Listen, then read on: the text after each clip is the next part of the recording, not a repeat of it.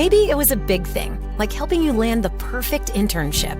Maybe it was something small, like offering a sympathetic listening ear when you missed your family. It might have been advice about your choice of major, spiritual guidance, or how to deal with roommate conflicts. Whatever it was, you knew that you were seen and heard. You walked away a little lighter, a little more confident, knowing that someone else was walking this journey with you. At Bethel University, we're more than an academic institution. Yes, we're proud of our internationally recognized programs. Students come to Bethel to be equipped for success in over 50 fields of study, from residential undergraduate to online master's degrees. But they stay because they're not walking alone. 7 in 10 residential students are active in one-on-one mentoring or small groups. From the dedicated faculty to friendly staff, everyone at Bethel cares deeply about helping you prepare for what you were meant to do. Because we all believe you're meant to do incredible things for God's kingdom. And it's true. Bethel alumni are active in 65 nations around the world. What connects you to Bethel? There's no question. It's the relationships and community that give purpose to everything you gain here. At Bethel University, we see you. At Bethel University, we know you, and we'll connect your passion with a pathway to impact the world for Christ. Be true, be blue, be you at Bethel University.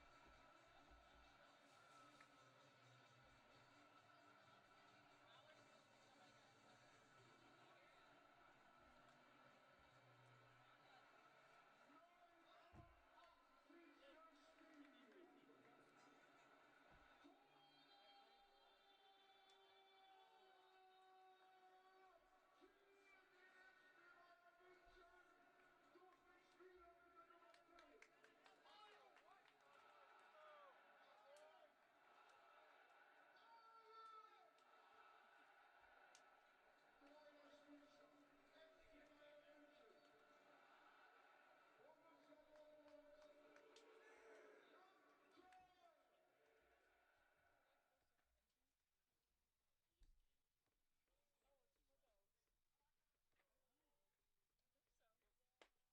Pilots.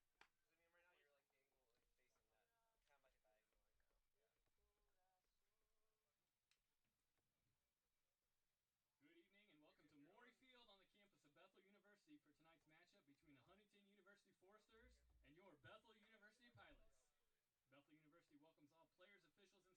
As participants in the NAIA's Champions of Character initiative, we ask each of you to help create a positive, competitive environment by showing respect for one another. On behalf of the Crossroads League and Bethel University, please enjoy tonight's game.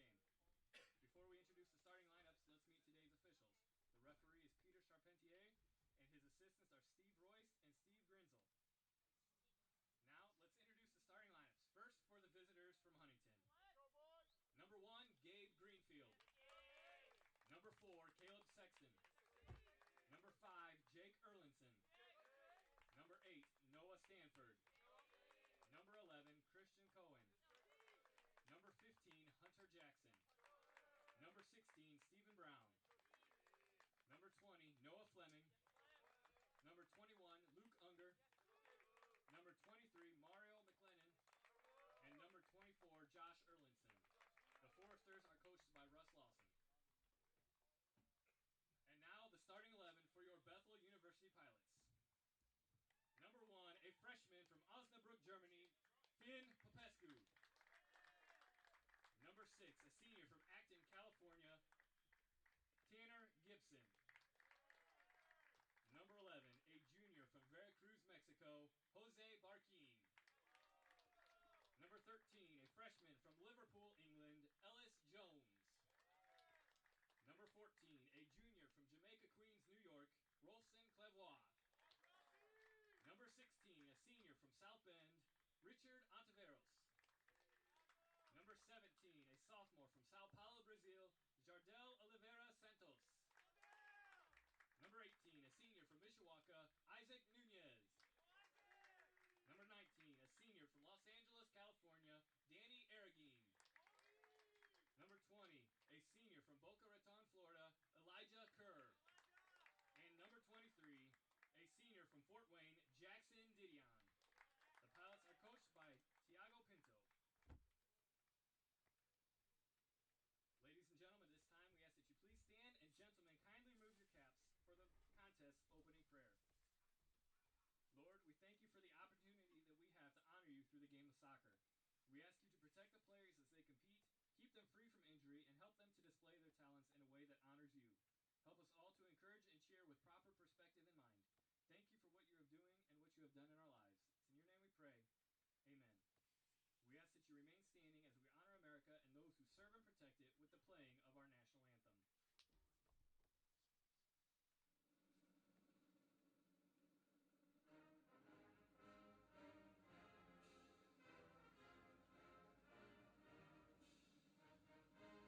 national anthem.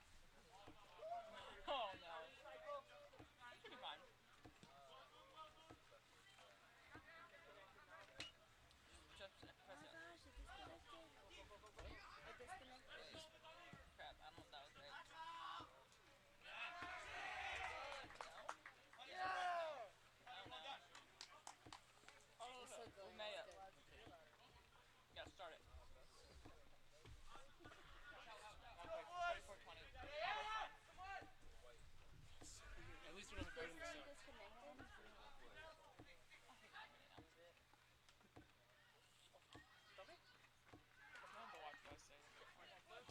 Oh, yeah. Put a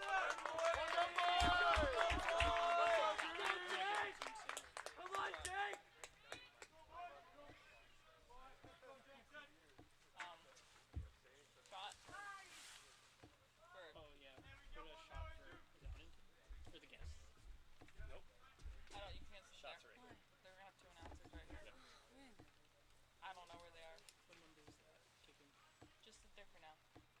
But small knife. This mic is hot, by the way. Let's go, Green, back in! Let's go, Christian! It must have been 8. It was 8, they got it. 8 or 5. No, it was 11. Start, boys! Oh, 8 had the rebound. Yeah. He shot goalkeeper. No, that was Bruce. That's us! Who hit that? Who shot that corner kick? My guess would be 15. I'm going to give it to him. 15. I couldn't see his number. It's fine. I'm sure we'll do it corner there again and we can change it if we need to.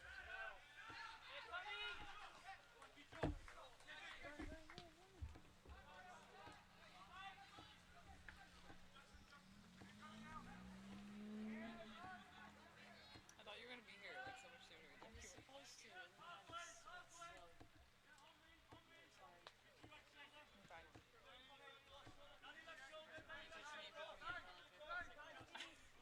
Well, usually you're like just so punctual.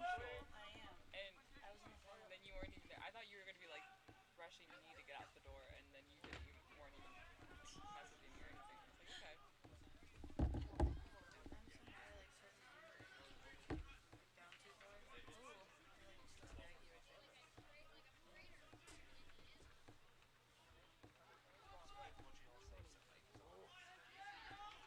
Over there. I moved it.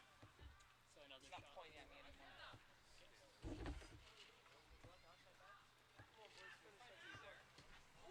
I knew it was going to do that. 4 high. Are you going to see in the lineup? I mean, what's Was that another shot? Because there's another one before that. There's three for that? Yeah. It literally hasn't rained all day. It was nice today, man. Christian, take it away! Fun, fun.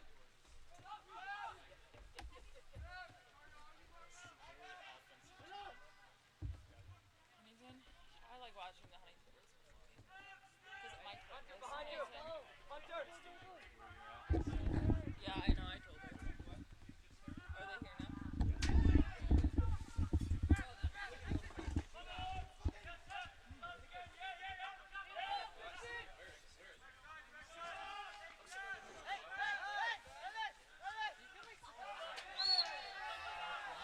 Just, you can't be right by me.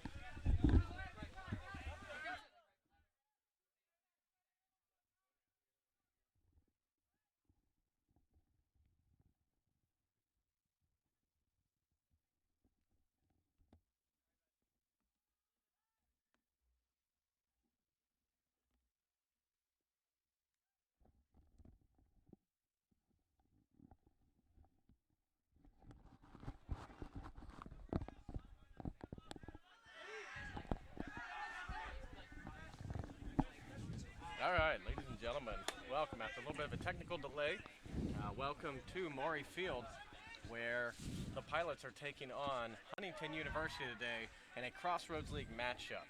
2 great teams tonight, and this will be an excellent one, especially looking so far at the back and forth. Looks like there's going to be some action. I'm Matt Carroll, and I'm joined here with Mark Yoder, fellow Bethel soccer alumni. Yeah, so far the Foresters have been able to put Bethel under a lot of pressure here tonight, Matt. And with the slick field, you're going to have to be careful with balls being shot in, skipping across the grass. Obviously, keepers are going to need to be alert. Defenders need alert.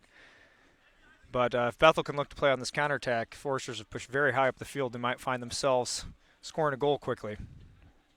Definitely going to see plenty of action tonight. So Huntington here ready to take the free kick. And this is going to be number 4, Caleb Sexton, to take the free kick. Rocket shot over the goal. Definitely definitely a little ambitious on that one. Yeah, for those of you who might have missed the first part of the game, Forrester's getting a real close opportunity off a corner kick that careened off the post, and Bethel able to clear the opportunity. So they're going to have to keep alert. The Forresters are definitely have come here to put pressure on the Pilots early on. Bethel's going to need to find a way out of their own half here and keep possession into the offensive half. Bethel with a good play out of the back there. Went from Popescu to Gibson, but then unable to be handled there off the foot of Olivetta Santos. Lots of space out here on the right-hand side out of the screen here for the Pilots. If they can switch this ball quickly, they'll find some luck down this right-hand channel, maybe able to play a ball in quickly to Barkeen for a quick score. Ellis Jones with the ball here, become a rock-solid defender for the Pilots in his first-year debut. Long ball played. Good combination play by the Pilots here. Referee says no foul, and it will be a turnover to Huntington.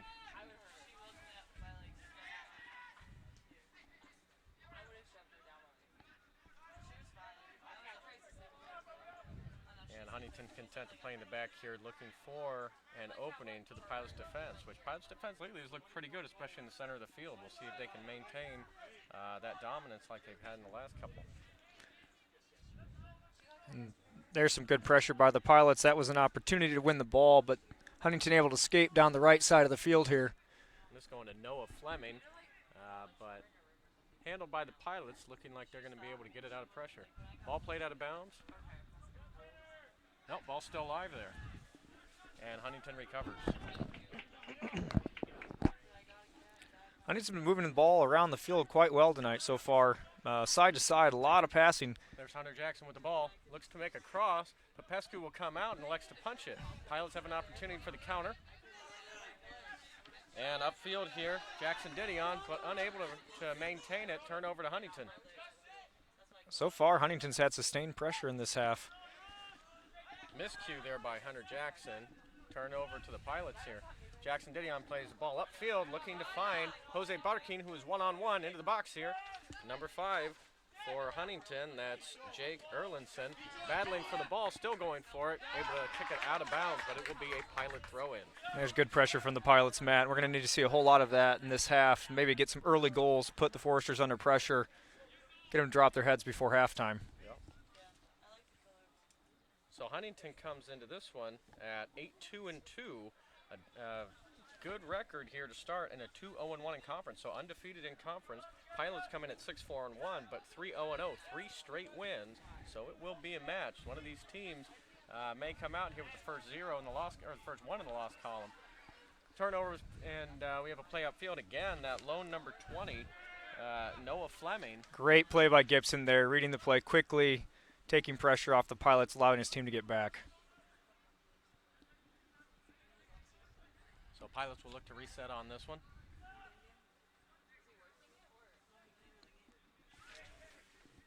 A little bit of a stumble there, might allow the Pilots to win the ball. That was number 8, Noah Stanford.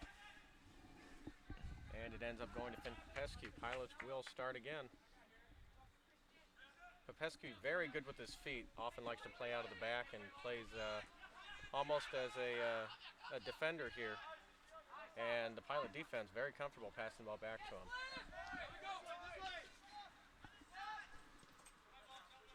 Jones back to Popescu. Popescu tries to play it up the field, a little bit of a miss hit. Isaac Nunez battling for the ball, number 18, looks to turn to the sideline. Referee does see the foul, and that foul was on number 24, Josh Erlinson, who wrapped his arm around the neck there of Isaac Nunez. Free kick for the Pilots. Great to see a local guy coming up through the ranks here at Bethel, representing Mishawaka High School, Nunez, and just doing a great job in the midfield this year. Yeah, for those who don't know, Mark Yoder is one of our local high school coaches at Bremen High School and coached against that young man. Nunez heads that one off to Barkeen. Barkeen back to Nunez. Ball played back to Clairvoix. And very, very close, but we do have an offside call. And that's going to be on Jardel Olivera Santos. So we will have a free kick for the Foresters. So Foresters seem content to be trying to find a searching ball up top. Talk to us about that a little bit, Mark, that strategy. Yeah, especially early on. The first 5 or so minutes, they were playing that ball long, high, looking to make runs off of target forwards, playing with their back to goal, which is pretty effective thus far, especially with the slick field. You don't know what's going to happen. If you get a ball that slips past the defender, it can lead to a breakaway pretty quickly. A lot of balls going through number 5 for the Foresters, Jake Erlinson, team captain. And another one back to him, and they'll look to reset from Erlinson. Yeah, Foresters are pressing numbers higher up into the midfield, allowing their back line to push into those numbers. A little bit of a miss hit under pressure there by Luke Unger for the Foresters, results in a throw-in for the Pilots.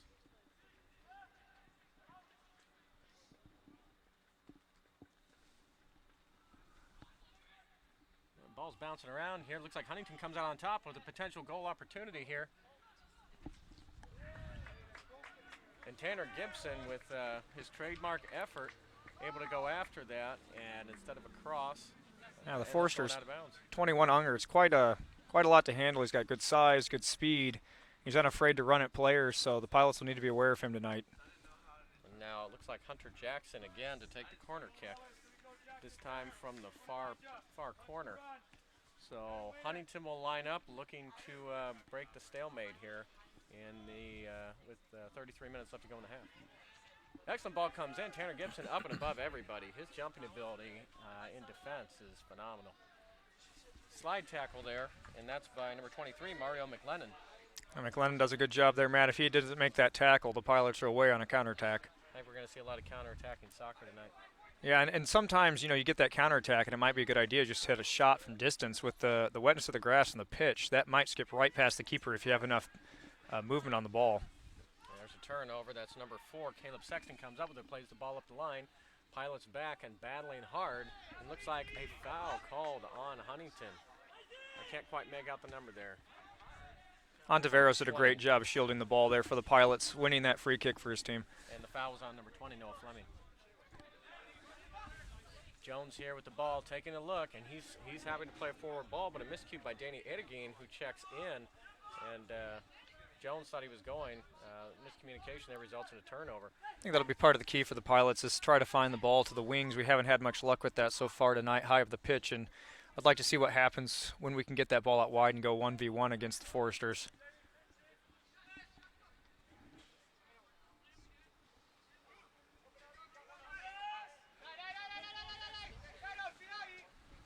Ball played up the middle to Noah Stanford, misplayed. And Clairvoix able to send it up the field. Danny Ergine battles, but now throw in for Huntington. This would be a good place to put some extended pressure on the Foresters, see if we can win the ball higher up the pitch. Didion wins that, but sent right back to Jones. Battle of the balls in the air right now. Ergine tries to pull it down, battling hard. Number 11, that's Christian Cohen, comes up with it. Back to Clairvoix, though, who heads it off. Jackson Didion with it. He's going to pass it to Tanner Gibson. Under pressure. Going to play a long ball up to the far side of the field. No one around, and that'll be an easy one for the goalkeeper. Gibson makes a good play there. Be sure-footed as that ball was moving back, and Forrester coming in behind. Again, Unger is electing to stay high up the pitch. Looks like the goalkeeper on that one was Gabe Greenfield. Back again to Greenfield. Huntington will reset. Pilots holding kind of a moderately high line here, not going all the way up and pressuring keeper or in the far back. Must be something that Coach Pinto has instructed them on here. They've held that line pretty steady. Battling here, number 24. That's going to be Josh Erlinson with the ball. And now moved up the field. Searching here for Christian Cohen down the near sideline. Didion gives chase. Hits the ball, gives a nice hard shoulder check, but a very fair play. And ball goes out of bounds, and it will be Pilot goal kick. An excellent play there by Didion. I mean, totally fair, as you said, Matt. Bone-crunching tackle, letting that forward know, you should be worried about me for the rest of the game. I like the way when fullbacks or outsides play that way. Put a thought in a player's head, make them worry when they're coming at them. Under pressure, Popescu gives a rare ball up, and this looks like an excellent opportunity, except it surprised the Huntington forwards, and they were offside. Ball played forward, not quite enough to get over the line. Now Pilots Pilots have it up the far sideline, playing to the middle to Isaac Nunez. Nunez going to play it back to Clairvoix. Clairvoix looks to find some space. He's under pressure, able to get it off, gets it to Danny Edegain. Edegain has one man on him now. Back to Clairvoix. That's going to go back to Richie. Richard Ontiveros. He's going to play back to Tanner Gibson, and Pilots will reset. And there's that look out to the wing. Let's see what happens here if the Pilots can hold possession higher up the field. Battling here, looking for either good cross or a corner kick. And oh, excellent ball through, but nobody home. No one delayed their run, and there wasn't much for the Pilots there. Danny Edegain wins the ball. Excellent play. He's going to play to Clairvoix. Clairvoix looking into open space. He's going to play the ball. Little bit of a miss hit, but no, it's right to Barkeen. Barkeen sends the ball in far post, just a little bit over the head of Oliveira Santos. Yeah, Matt, on that previous play, if Edegain holds his run maybe just 2 seconds longer, maybe even a second, he probably touches that in back post. That's something that the Pilots can look for the rest of this half. Again, first extended pressure up top, and you can see how dangerous the Pilots can be. So we focus so much in soccer, Mark, on getting a nice cross in. Talk to me about the runs that go on behind that, and they're important. Yeah, absolutely. Timing of the run is how you score the goal. You can send as many great crosses in as you want to, but if players aren't running forward at the right time, or you don't create depth at that back post or secondary runs coming in, you may not find yourself scoring. Sometimes if everybody touches that ball too quickly, you miss those opportunities back post. Yeah, certainly was the case when you and I played, and no less today.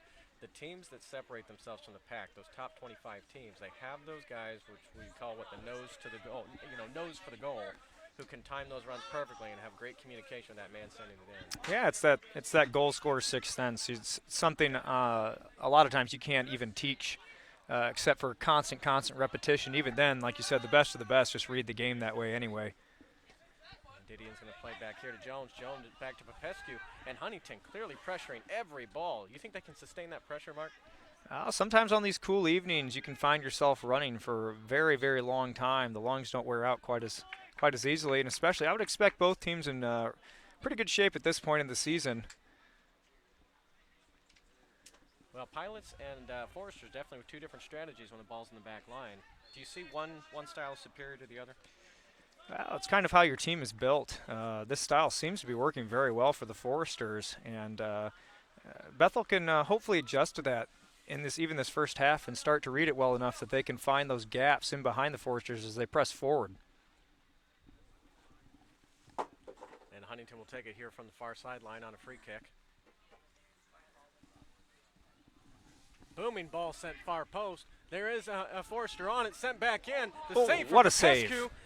Back across the middle, I believe, a save from one of the Pilot defense. Looks like Gibson there on the secondary save. Well done by the keeper to come across, then Gibson to cover in. Some excellent opportunity by Huntington, and the Pilots very fortunate to come away with no ball in the back of their net on that one. But a couple great defensive plays by goalkeeper and Gibson results in a corner kick instead of a goal. Yeah, the Foresters have been extremely dangerous on these set pieces so far. Long ball sent back post. Didion goes up, wins the ball. No one out to defend, but a bit of a poor touch, and no good for the Foresters. So Popescu will play out on a throw. Difficult ball for Oliveira Santos as he had two converging on him. Yeah, it looks like the Foresters elect to kind of pile the players in together, create chaos in the box, and send that ball in with a lot of speed, Matt. And so far, it's been working for them. That's something that we'll want to see Bethel adjust to quickly throughout this game. Yeah, clearly on that back post man, he was goal side of his defender and had a great opportunity to send it across the box. Pilots are going to have to sort that out. And this number 15, that's going to be Jackson. Sends the ball with Popescu, scooping it up.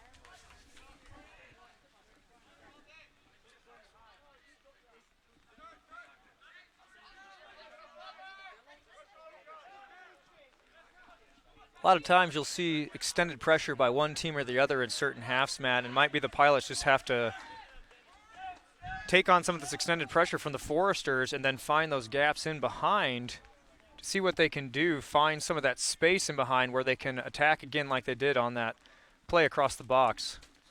Yeah, and Huntington looks like they're committing an awful lot of players forward. So Pilots, if they're going to exploit that, it's going to have to be quick. Their defense looks very quick to come back, too. If the Pilots can take a risk here a couple times out on these wings again. They're sending their fullbacks forward very, very high to attack. That might be an area they can exploit wide on the counterattack like we talked about earlier. Yeah. Nunez holding that line. And ball will be played all the way up to the front line by the goalkeeper. A lot of direct play here from the Foresters. Rain's starting to come down a little bit heavier. We'll see if that's going to affect gameplay. Now, when it starts to get a little sloppier, you typically see a more of a direct style of play emerge, right, Mark? Yeah, especially not wanting to risk anything with that wet field. And that was a shot by Jackson Didion to try and get it up to Jose Barquin. Really well placed, but timing just wasn't quite right for him to get his foot out. Barquin gives chase. Ball's going to be played up the field here and headed off by the Pilots. Clairvoix with it. Nope, that's Isaac Nunez. Looks to play it wide. That's going to be to Barquin. Barquin looking to take it in, goes down the line, tries to play ball across, way over the top, ends up skipping out of bounds on the far sideline. That's where we've had a couple points of pressure here down this left-hand side, deep into the Foresters' half. If we can play a great ball and again and hold that run on the far post, it'll be an opportunity to score.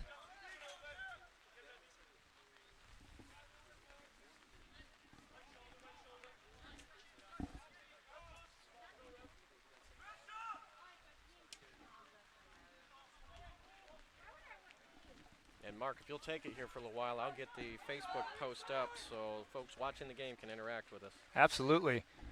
Now here's an opportunity for the Pilots deep into the Foresters' half again. Going to need some support. A nice ball across the face of goal. Foresters able to clear here. The Pilots are going to retain possession, playing it back to Gibson. Gibson's looking for that ball over the top. It's going to go wide. Forester able to win it there.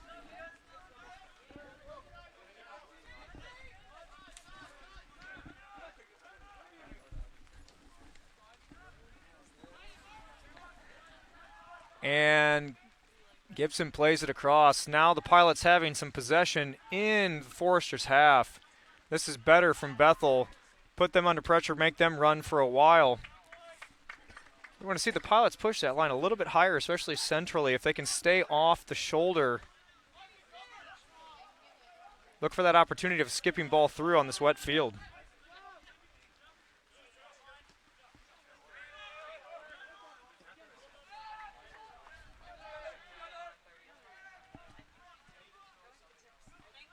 Pescu plays that ball wide. Now Pilots starting to get possession over the ball. Forester's able to win it back there on the sideline. And they're going to clear it long.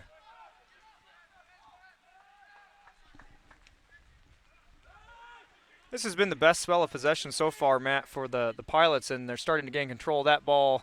A little overcooked over the top. Well, sometimes it takes a little while for teams to settle in. Maybe Pilots just need a little bit of time here to find their groove in this game. Here we go. Here's some more pressure. We need that far post runner.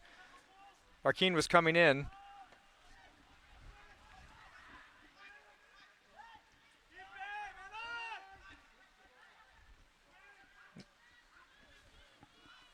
And some players starting to slip here, Matt, with the wet turf.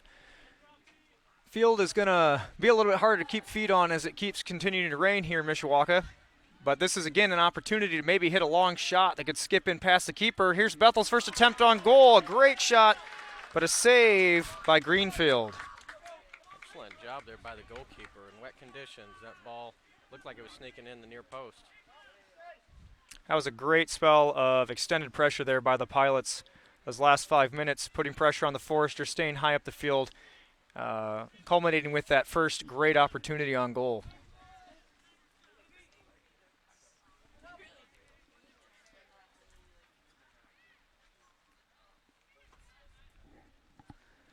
Cross comes in. No one deep here for the Pilots, but maybe a secondary shot. No, cleared by the Foresters.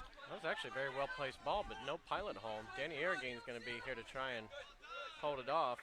And Aragin does an excellent job. That's an important play there after a corner kick. Tell us a little bit about Aragin's role there. Absolutely. If you don't get a player's back to slow down the play and allow your team to recover on a corner kick, oftentimes those set-piece opportunities can turn into counterattacks going the other way for the opponent.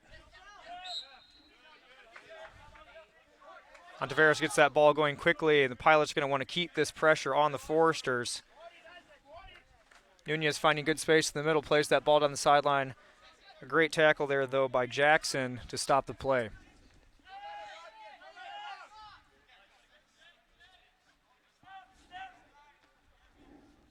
All right, folks.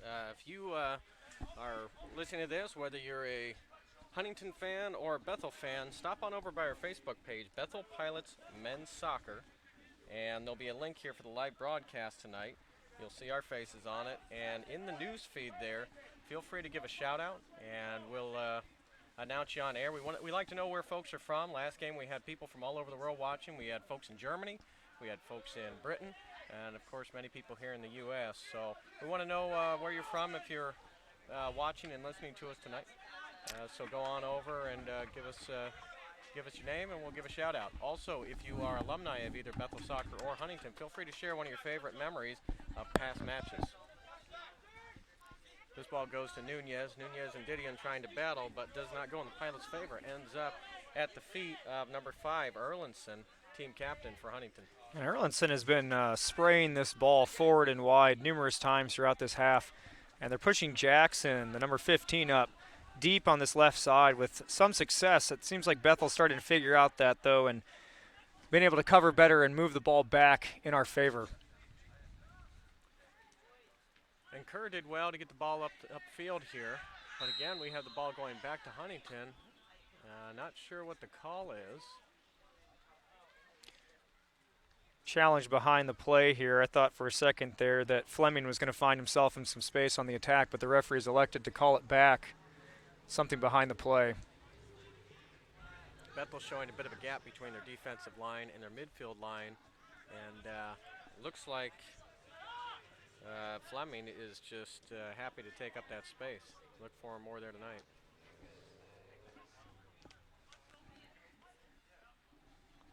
Again, we see that long searching ball down the sideline as they send players forward. And that's Elijah Kerr.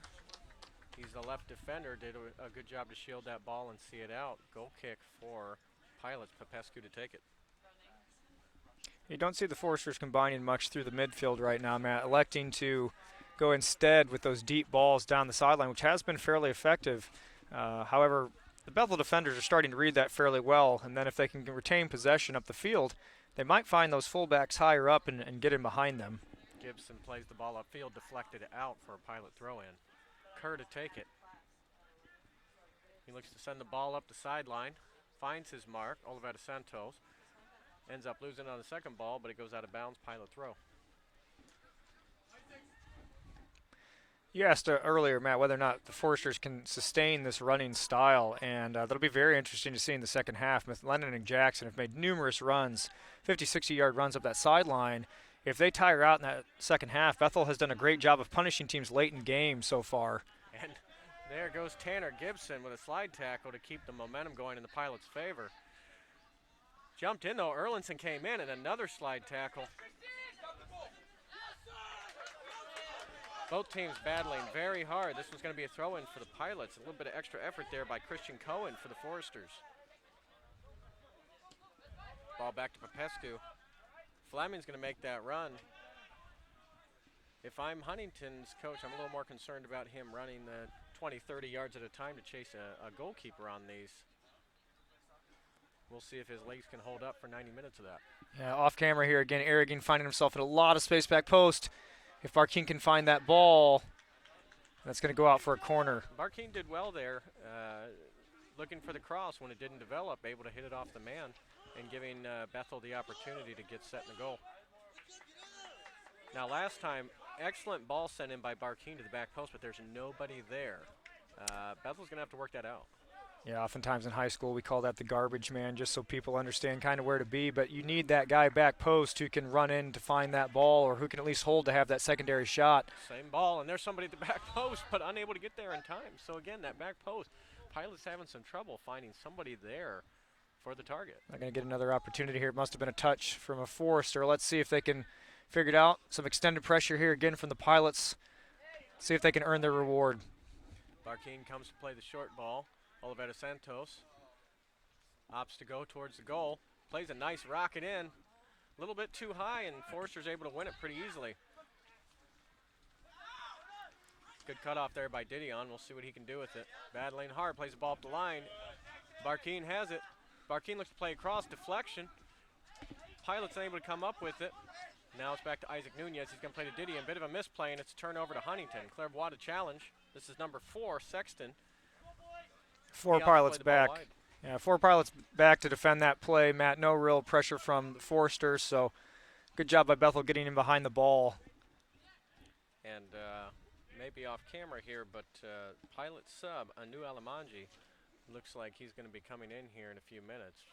Coach Pinto looking to put in a pair of fresh legs here and see if something can happen.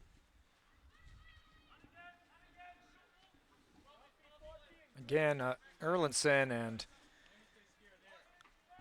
their back line very comfortable retaining this back here and then playing those balls forward. And Bethel pretty comfortable just sitting behind the ball as they do this, not putting any real pressure on yet.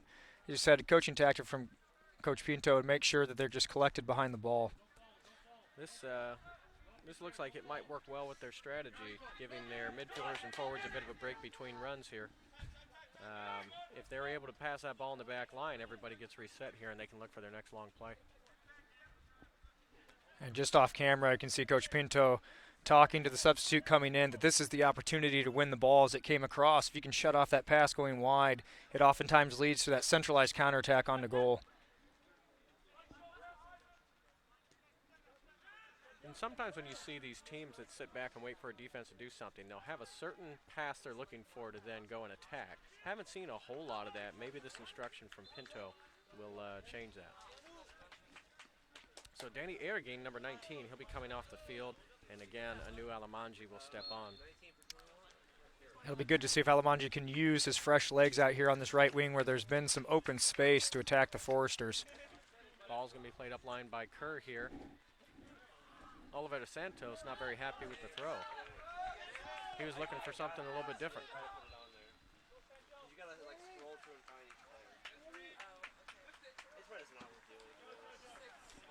So we have a substitution here for the Foresters. Number 6, Reed Burton, is coming on the field, and off is Noah Stanford. Noah, one of those players that was making a number of runs, getting his first break of the game. Ball played back to the Forester defense. Plays a long ball up again. He's looking for Cohen. Cohen unable to handle it. Gibson comes up with it. But Gibson misplays, and now Huntington with a chance deep in Pilot area here. Pass back to the top. Broken up there at the last second, but we have an offside call. Offside, and that looks like it'll be on Cohen. It's a great job by Ontiveros to get back and stab that ball away at the last second. You need those types of plays to win big games, conference games like this. Huntington doing an excellent job on these quick counters to find men in dangerous position. They turn on a dime like that, and the Pilots are going to have to be careful because situations like that can easily result in going down by a goal. So this will be a throw in for Huntington on the far sideline, deep in Pilot territory. Broken up by Gibson. Ball goes back, and it looks like Pilots will come out with it. That's going to be Oliveira Santos looking to play Barkeen, but Barkeen is way offside. Yeah, it just took a little bit too long to play that ball. Barkeen left a little bit early there. A little bit of frustration on the bench. Not sure if they were frustrated at the run or if they thought the referee made the bad call, but that was right on. Very much offside on that one. It can be very difficult as a forward to hold that line or to make that run across the line before you cut. You get that need to run forward and break into space. And coming in soon for the Pilots will be number 22, Sergio Crescenzi, the Italian. New to the Pilot soccer program this year. Hails from, and I'm going to butcher the name, but it looks like a Scoli Piceno in Italy. But a very quick player, very skilled player, so we'll see if he can make a difference here. Ball again played along the back line. No Pilot pressure at this point. Alamanji's waiting. Coach Pinto's telling him to wait. Yeah, they're certainly waiting for Coach Pinto must have seen something in scouting and knowing which ball to pick off and when they could attack, and very clearly waiting for a certain type of ball to come across that back line. And Pilot's still backing off, allowing Huntington to come up almost to the top of the circle without a lot of pressure. That's the ball that Coach Pinto wants. But on that, Coach Pinto's going to want him to cut off that pass while it's in transit, and we're not seeing that. Ball played forward here, cleared out by Elijah Kerr. It's going to be a 50-50 ball, and that one ends up going to the feet of Isaac Nunez. Here comes Alamanji with a little bit of space, tries to play to Barkeen, but plays to the Huntington captain instead. Barkeen gives good chase. Good. I'm not sure about that one. He definitely got ball contact first, and it's going to be Jose Barkeen ends up with the card. Seems to be a little bit of a change over the years where that may not have been a foul in the past. Yeah, it's always hard. You know, the referees at a particular angle were at a particular angle, and they're going to call what they see, obviously, whether or not he went through the man after taking the ball, too. They seem to give cards out for that more frequently now. Got a little bit of history. A lot of those go down to once the referee decides it's from behind. It wasn't until about 1998 in the France World Cup where referees even cared what direction you came from, and there used to be some brutal tackles. Yeah, it seems like they seem to want to protect people these days. It's an odd feature of the game, I think. I guess you're seeing that across all sports, especially at the collegiate level. All right, ball played forward. Again, a searching ball. Didion gets under it, and there's challenge. Looks like there's going to be a foul called, and that's going to be on number 15, Hunter Jackson. And the Pilots will get a free kick from their own end. We'll see in these last 9 minutes here, Matt, if someone can establish presence in the attacking half. It's been a lot of balls going back and forth so far. No one's got a clear opportunity in goal in these past couple minutes. Nunez with the ball, tries to chest it. Jackson comes through. And now up the line we have Cohen trying to make it. Well done by the Pilot defense. Some substitutions we need to mention, too, for Huntington. Number 12 and number 2 come on. That's Jordan Morris, number 2, number 12, Eric Ocock. And off comes Christian Cohen, looking very winded after that last run. And number 21, Luke Unger, coming off the field. Now here's the answer to that question, Matt. Clearly, Coach doesn't think they're going to make it the whole way through the half, making those deep runs down. So they're putting fresh legs on the field, perhaps, to keep that extended pressure down those lines with those long balls. Now, do you think that's a little more acceptable in college with their substitution rules versus the pros? Oh, clearly. I mean, you can just run people into the ground for the most part, give them the break they need, and then get them back in the game when they recover. I mean, that's a feature of the college game that really coaching staff should use if their team is capable of doing such. And you're going to have a deep bench, so we'll see how Huntington's bench players do coming in. Ball down the far sideline, but comes to the feet of Tanner Gibson. Clairvoix is going to have to get rid of it under pressure.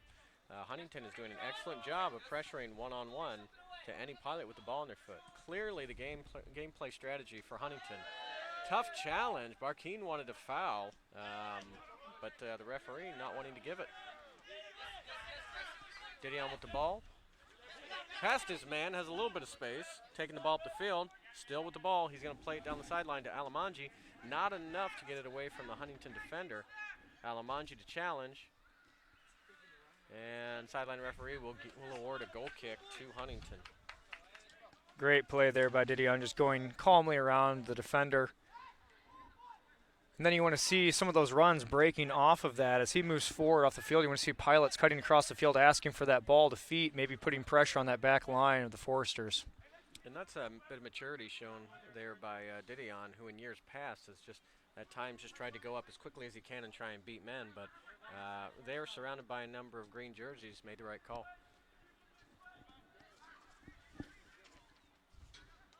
Again, ball played on the back line here to Erlinson. Erlinson looks up the line. Didn't like that one. He's going to play it back. Erlinson giving instruction to his players, talking to him about their runs. Now the ball played up line. Kind of in no man's land. Tanner Gibson ends up with it. Plays it to Ontiveros. Ontiveros, surrounded by two, loses it, trying to give chase. Now Huntington with a counterattack opportunity. Ball in a dangerous position here. Gibson working there back to Clairvoix. Clairvoix is going to play to Popescu. And Huntington again pressuring. Popescu is going to play the ball up to Alamanji. Unable to win it. And that's going to go to the feet of Jackson Didion. Loses it. Clairvoix gives chase. It's a one-on-one battle. Clairvoix wins. Alamanji up the line. Clairvoix takes the space he's created. Back to Didion. Didion's got a man coming up behind. Ontiveros. Ontiveros looks to the far sideline to Elijah Kerr. A little bit of a slip, but comes up with it. Taking the ball back to the middle here and now up the field. Pilots look to counter. Kerr looks to run into him. Does come up with it. Tries to play a ball through to Crescenzi. unable to make that happen. I'll tell you one thing, just watching off the ball here, Matt, number 20, Fleming for the Foresters, just starting to lose his legs here a little bit, which is actually helping the Bethel back line. In the first 20 minutes of this half, he was running incessantly and is now starting to slow down a little bit. So this would be a good time for the Pilots to take advantage of that, win the ball quickly, and let him continue to tire out. All right, again, if you'd head on over to the Bethel Pilots men's soccer Facebook page, you can interact with us tonight. Click on the live broadcast link with Mark and I's announcers. Ball chipped over. Oh, my goodness, what a play there. Heads up by the Pilots to try and sneak on a way out of position, Gabe Greenfield, but he gets his fingers on the ball. Yeah, any more power on that, and that's going in the back of the net, but the keeper does make a great reach with the hand there to make that stop. A little bit of a misplay, but Huntington comes up with it. But, again, back to the Pilot soccer page. Few people have been posting, and we appreciate that. That's going to be a foul on Gibson. A little overzealous on that. But Stephen Jones says, good luck, Pilots and Ellis Jones. Keep up the great form, lads. Looking forward to watching you all play versus Spring Arbor and Marion when we fly over from Liverpool, England. So thank you, Stephen, for joining us tonight. And hope you're enjoying things over there in Liverpool, and we'll have a good trip over here. So Huntington with the free kick.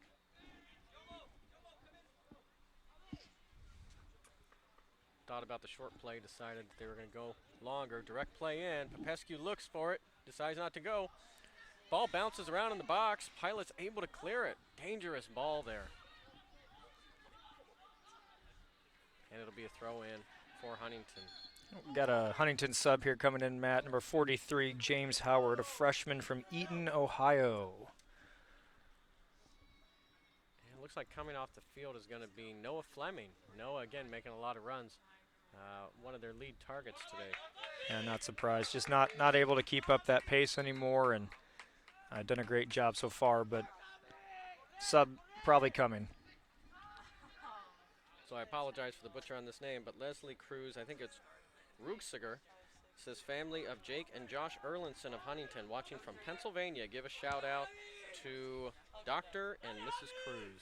Thank you for joining us. Ball played up the sideline there by Kerr. Huntington recovers. Playing the ball up here. Some good footwork. Clairvoix gives chase. Breaks up the play. Pilots able to come up with it. Not sure. Yeah, just a very reckless challenge there by the number 12, Eric Ocock. And sometimes, you know, you're in the middle of that and you get a little overzealous and leave your feet, especially on a wet field. It can end up with a pretty dangerous play. Yep. Well, it looks like he's okay, fortunately, so Pilots will take the free kick.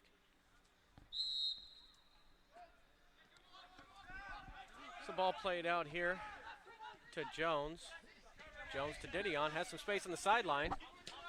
Ball played in, but a little too much weight on that, goes straight to the goalkeeper.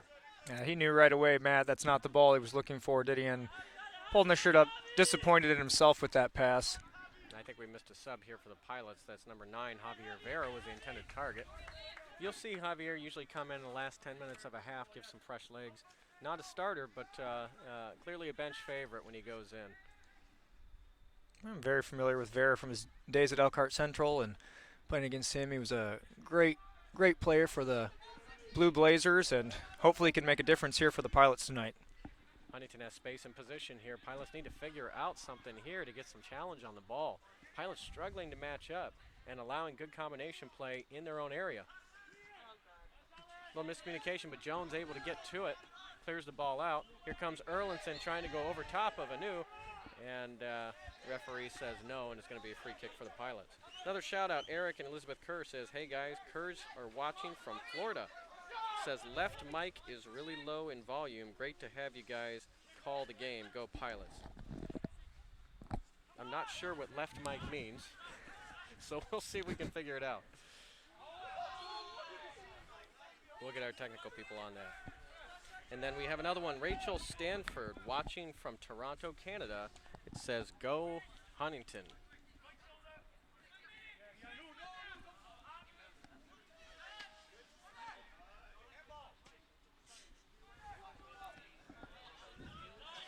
I think that ball stayed in, yep. But Erlinson there again to clear that out. Crescenzi gives some chase on that. And results in a turnover, Pilot throw-in. Gideon to throw the ball. Intended for Javier Vera, giving good battle to Erlinson. Cosenzi battling as well. No foul, the referee says. Play continues, and it'll be a throw-in for the Pilots. Yeah, Burton using his body there to shoulder off the ball. And Vera able to turn here maybe with it. A nice back heel. Ball comes across Ontiveros, looking to play far. Jose Barquin trying to bring it down, and the shot, and in the back of the net. What a beautiful play. Huntington begging for offside on that one. They look to the referee. Referee sideline says clearly no, he was on. But what a beautiful play by Barquin to bring that ball out of the air. A high ball played by the assist from Ontiveros, brought down in a volley right past the goalkeeper. 1-0 Pilots. You know, I like that type of play, Matt. Sometimes you just send that hopeful ball in, and if your forwards are alert to the ball and take a great first touch like that, it can change the game. And now with 18 seconds left, the Pilots go up and have the advantage going into halftime. It'll be a huge mental advantage as well after a long half of extended pressure by the Foresters. Yeah, what a shift when you go into halftime when one of the very last plays in the game, one team's up, one team's down. I'm sure the Foresters will be very disappointed with that after some very good play this first half. But, you know, the Pilots take advantage of the opportunity given to them, and that's what you have to do if you want to win games. Bear's going to give chase, trying to keep him from playing that last second long ball. Here it comes. They do have an open man up top. Gibson wins it, though. Trying to settle it down. Ball will go out, and that will be our halftime score with Bethel University Pilots 1, Huntington University Foresters 0, off a great play in the last minute to put the ball in the back of the net. So let's talk just for a couple minutes here, Mark, about the styles of play. What do you see in the biggest difference between these two, and who has the edge right now, aside from the score? Oh, I mean, the first 20 to 25 minutes, Foresters were clearly on the attack and using patience in the back.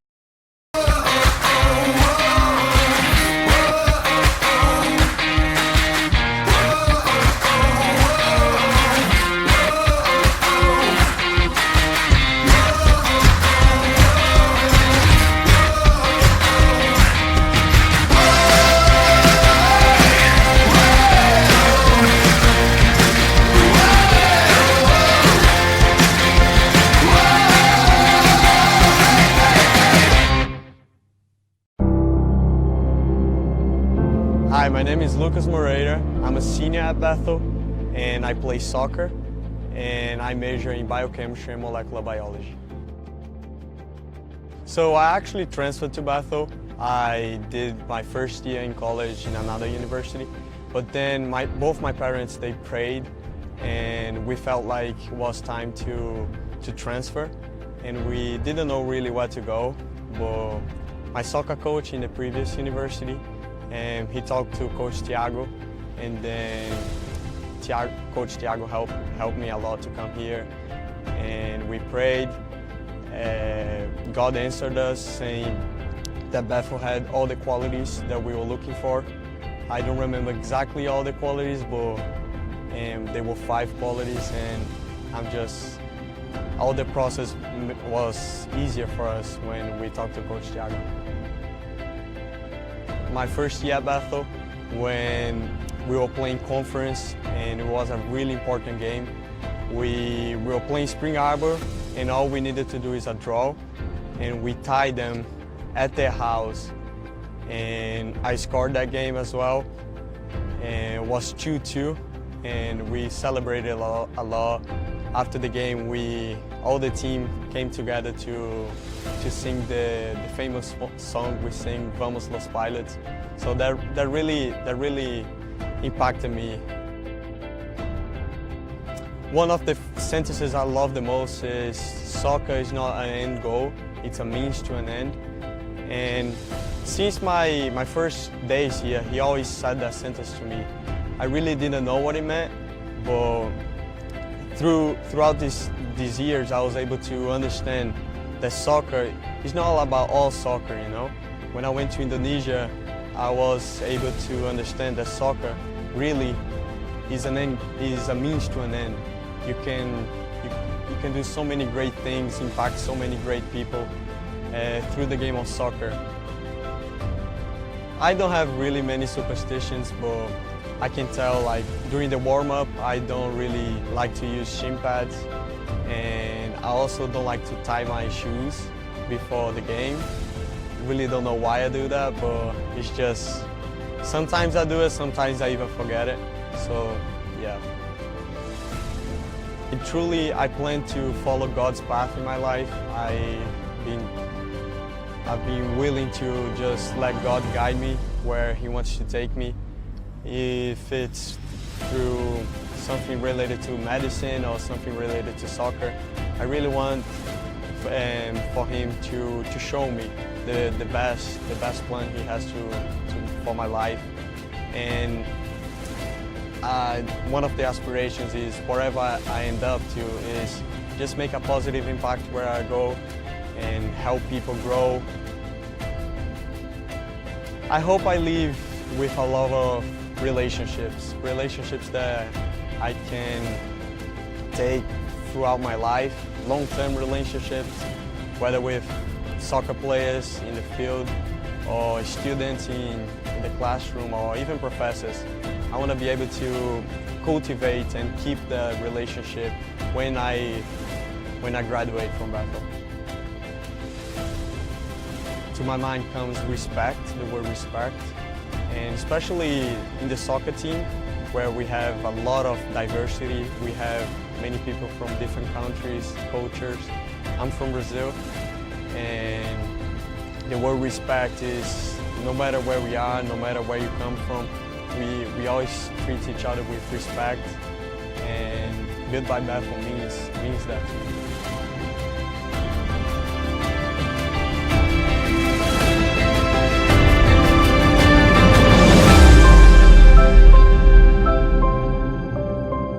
I'm Lucas Moreira, and I'm built by Bethel.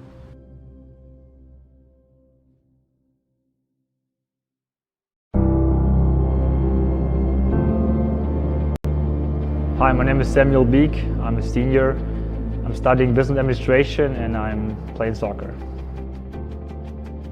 Yeah, a close friend of mine, Lukas Musong, he actually is from the same hometown as me in Germany, and he came to Bethel my junior year in high school, and I was right away in close contact to him and wanted to know more about his experience at Bethel, and yeah, that's how I got connected with Thiago, and from the beginning I right away had a good feeling about it. I felt like it would be a good fit for me.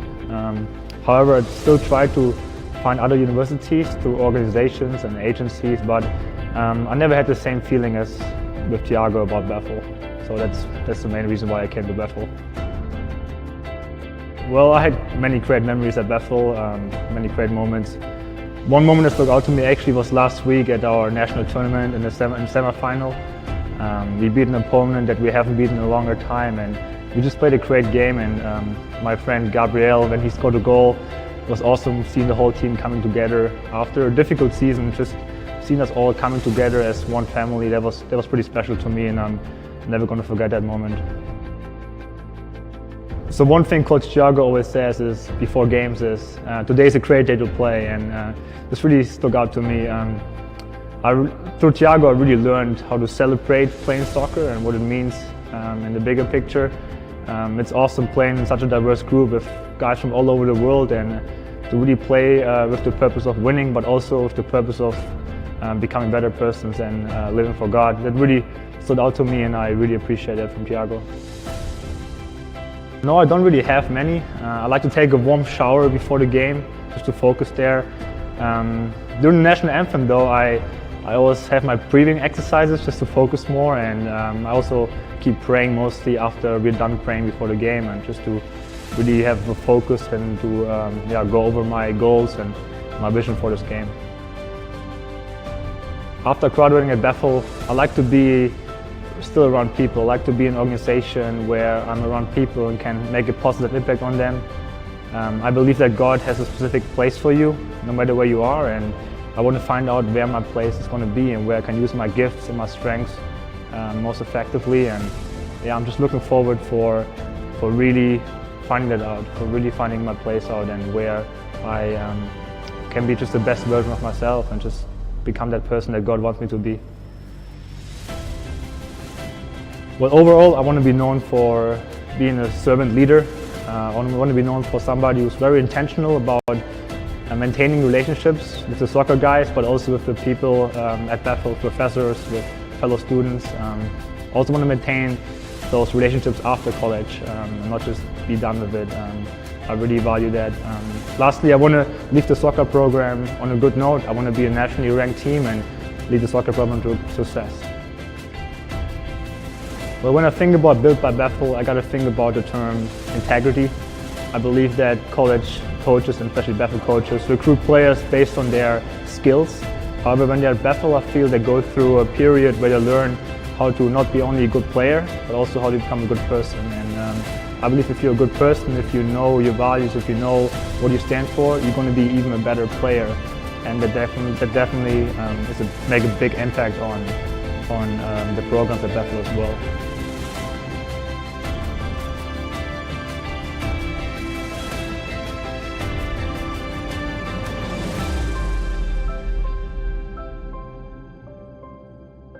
I'm Samuel Beek and I'm Built by Bethel.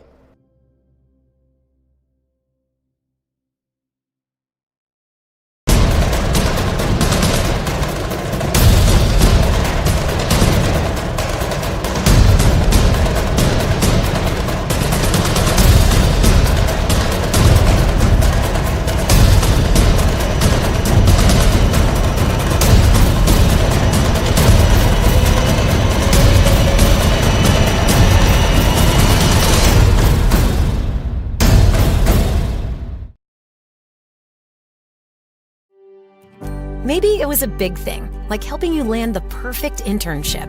Maybe it was something small, like offering a sympathetic listening ear when you missed your family. It might have been advice about your choice of major, spiritual guidance, or how to deal with roommate conflicts. Whatever it was, you knew that you were seen and heard. You walked away a little lighter, a little more confident, knowing that someone else was walking this journey with you. At Bethel University, we're more than an academic institution. Yes, we're proud of our internationally recognized programs. Students come to Bethel to be equipped for success in over 50 fields of study, from residential undergraduate to online master's degrees. But they stay because they're not walking alone. 7 in 10 residential students are active in one-on-one mentoring or small groups. From the dedicated faculty to friendly staff, everyone at Bethel cares deeply about helping you prepare for what you were meant to do. Because we all believe you're meant to do incredible things for God's kingdom. And it's true. Bethel alumni are active in 65 nations around the world. What connects you to Bethel? There's no question. It's the relationships and community that give purpose to everything you gain here. At Bethel University, we see you. At Bethel University, we know you, and we'll connect your passion with a pathway to impact the world for Christ. Be true. Be blue. Be you at Bethel University.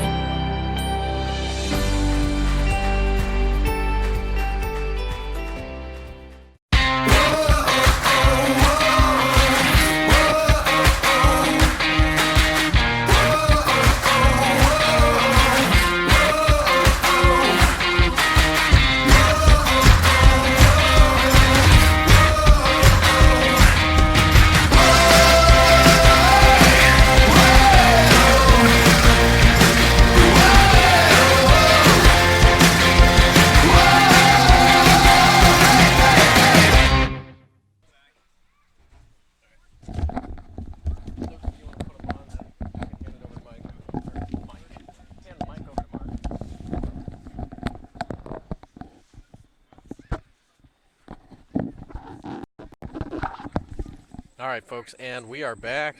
We have a special guest here. We have Luke Caldwell, and Luke is a graduate of Huntington University who used to play. So let's get your thoughts here so far in the game. Well, it's been a pretty fun-filled, very focused, and the Huntington team is really coming out and has improved much more than when I was there. it's really impressive to see how Huntington's program has advanced so much since the mid 2000s when I was playing there. Fun fact is I was a senior during Coach Lawson's first year, so this is his 20th season that he has been coaching. I think it's the second longest in the Crossroads League behind Mitch Ellison over at St. Francis, I believe. Wow, that's something. So talk to us a little bit about what's your favorite Bethel Huntington story. You're setting me up, aren't you? Oh, yeah, I want to see this softball. So here's how this works. When we played against Bethel, all 4 years we lost. How many years did you lose in a row? Yeah, four. Four? Oh, okay. I think total. I think it was actually, was it last year? I believe it was the first time Huntington had beaten Bethel, and I think 17 years. Wow. But if you remember, Huntington did beat them twice last year, which was pretty remarkable. They had a phenomenal team last year. Yeah, they sure did. And so this, my best memory though, was if you remember, Matt, you were in the goal my senior year. Here's where I get my payback. Yeah, this is where you get your payback. But for you guys, you actually gave up only 8 goals that entire season. I remember that. Which was pretty impressive. Were you guys nationally ranked that year? I think you guys were. We were, yeah. But Huntington came up with our team. And that was struggling, and we were able to put 2 goals in the back of the net on you. And I actually was able to put 2 of those goals in the back of the net. So I was able to score 25% of the goals against Bethel University for that entire year. So that was my claim to fame. You seem to have forgotten about both of those goals, as we've talked in the past. I try to forget all the goals that were scored on me, yes. Well, when you only have so few of goals scored against you, I would think you'd remember those, but I guess you didn't. Yeah. So. No, that was a great season, and 8 goals in the regular season until we went to the national tournament, won our first game, and then went up against number 1, Lindsey Wilson, and they managed to find 4 in the back of the net that day. So we were feeling good until that, and they got us pretty good. Yeah, but what we have here is we've got Bethel who's stepping up their game against a quality Huntington opponent, and they're coming away right now with a 1-0 lead. It's pretty exciting. Yep. Well, thanks, Luke. I appreciate you joining us, and we'll get back here. We were having a bit of an audio issue with the mic split here, so we're going to see if we can get that taken care of. Yeah, I don't know what Luke's talking about. I don't remember either one of those goals either. I think he made that up. Yeah. So we're going to get underway here. Another 45 minutes of play. Bethel starts out with a 1-0 advantage. For those who are just joining us, Matt Carroll joined by Mark Yoder, 2 Bethel soccer alumni here. And Bethel able to put a ball in with 18 seconds left in the first half. They went into halftime with a bit of a pickup there, and Huntington, definitely a disappointment to go in like that. And already you see Fleming coming back on the field with a lot of energy. I assume the Foresters will be bringing that high pace right at the beginning of this half again. And right there, an opportunity for the Pilots as the ball bounces around the box, but Huntington able to clear it out. And it looks like it will be a throw-in for Huntington on the far sideline. So we think we have the mic situation fixed. If we are having issues, just go over to that Pilot page, let us know. We'll see if we can get it fixed from there. And then, of course, if you're watching this game, whether you're rooting for Bethel, Huntington, or just here to enjoy a good match, go ahead and find the link for the broadcast and head over to the comments section, and we'll give you a shout out on air. We always like to know where folks are watching us from. We have people from Liverpool, England watching us. We got Florida, Pennsylvania, and just want to know where you're watching the game from. So Pilots here on the far sideline. Huntington giving some chase. Doesn't look like it's as aggressive as they were in the first half. There's an excellent run, number 23. That's Mario McLennan. Came after that with excellent effort. But it ends up being a throw-in for the Pilots, and Kerr will throw the ball into Crescenzi. Back to Kerr. Back to Crescenzi. Looks to find some space just to the foot of Ontiveros. And that's going to be a deflection. Should be a throw-in for the Pilots. Ontiveros does well there. If he doesn't get a touch on that ball, it's going straight to a Huntington player and possibly toward goal. Kerr up the sideline. Big throw to Oliveira Santos, going right up the sideline, able to be broken up there by Stephen Brown.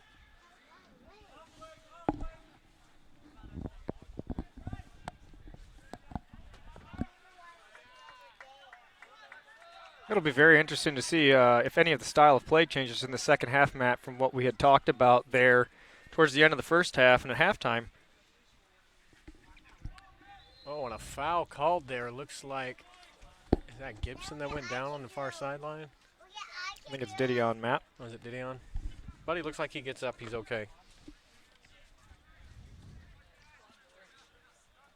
So the first half started with a lot of Forester pressure. The second half starting with the Pilots in the Foresters' half, and we'll see if they can use this to their advantage. Long ball played into the box, and Erlinson able to head that out well.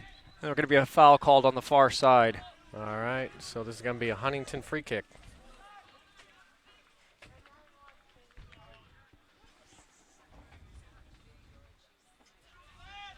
And the goalkeeper content to play out wide to his defender. Looking for that open play, but again, yeah, Pilots definitely pressuring higher. Alamanji looks to close down space, but just around. That's the one that Coach Pinto told him, if you're going to have that play where you put pressure, you've got to cut off that outside pass. Absolutely. You want to see that run bent towards that man with the ball, so you're cutting both the outside and inside off as an option. Wide open was McLennan on the far sideline, able to get to the ball. A little bit of a play too rough and ends up knocking down. Looks like maybe it's Elijah Kerr. Again, we're seeing those Forester fullbacks make those big runs up the line, putting pressure on the Pilot back line. Popescu says he's going long, pushes the Pilots forward. You got Barkeen here on the sideline. And he opts to go towards the middle to Santos, unable to win it. Ball bounces around between the midfielders, but Tanner Gibson with the excellent effort. And it looks like he's going to receive a foul. Very athletic play by Gibson there, Matt. And just been very impressed over the last couple of years with his athleticism in general. He's the type of guy as a coach you wish you had, half a dozen of them there on the field just going after the ball. So this is Alamanji with the ball looking to make something happen, but it ends up in at the foot of a Huntington defender, plays the ball forward down the sideline now. A little bit of space, and Huntington has acres of space in the middle. Ball played to the far sideline. Elijah Kerr able to give it. Kerr, another one known for his excellent effort. He ends up with a card or two more than Gibson on the season for it, though, sometimes. But he does not give up on a ball either. And the Bethel Pilots applauding their teammates' effort there. He knows he didn't play that ball quite where he wanted to, but the coaching staff happy with the effort. That's one thing. Pilot soccer not known for being staunch defense in late years here, but this back four line, you do have a group of guys, especially with the addition of Jones and just the maturity that Jackson Didion has had over the last few years. And then you obviously have Tanner Gibson and Elijah, who from day one have been that way. It's just difficult to beat these guys because one-on-one, they're some of the toughest guys in the conference to go up against. Absolutely. Luke referenced the year that we were able to keep such a low goals against average, and I think that had a lot to do with the way that the back line played together, communicated the maturity of the players. It could get absolutely huge difference if the players can give very low goal scoring opportunities, and then your keeper does his job. It can be very, very hard to beat a team. And I've been impressed with goalkeeper Finn Popescu. Only a 6'1" player, but plays much bigger because he's able to communicate so well that he puts his men in the right place, and he's a clear leader. Makes such a difference. Then the saves he has to make, they aren't that hard to go after. Absolutely. So we had a good read by the goalkeeper there for Huntington on that cross into the box, Greenfield. And it results in the turnover. Now we have a free kick with some good hard battle between the Foresters and the Pilots in midfield. Yeah, Erlinson makes a great turn there, and the referee's asking for this ball back here. But what I was saying is Erlinson made a great turn there and nearly broke away, but the Pilots breaking up the play intelligently. So free kick here from the near side, and this is going to come off the foot of Caleb Sexton. Pilots are going to need to mark up well. Again, they're going to look to create that confusion. Fake runs, moving back in and out. Pilots are going to have to pick them up.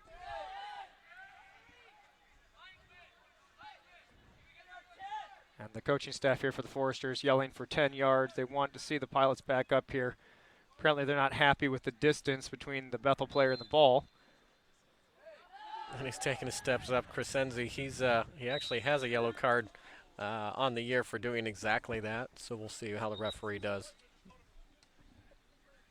And he does stop the clock. He's going to come over and have a conversation with him. There's no foam on the field, Matt. I mean, how would he know where to stand? That's right. I mean, Well, and I talked to Crescenzi after the game. He didn't understand why in America referees cared as much, but they do. we like our rules, okay? But you're seeing even in the pro, and you make a joke about the foam, but it has really changed the game a bit when it comes to free kicks. The players just aren't as easily able to sneak up on that ball. No, actually, it was probably a rather intelligent invention to bring into the game. I remember first watching it happen in Brazil, actually, where they piloted that idea, and it really made an excellent change.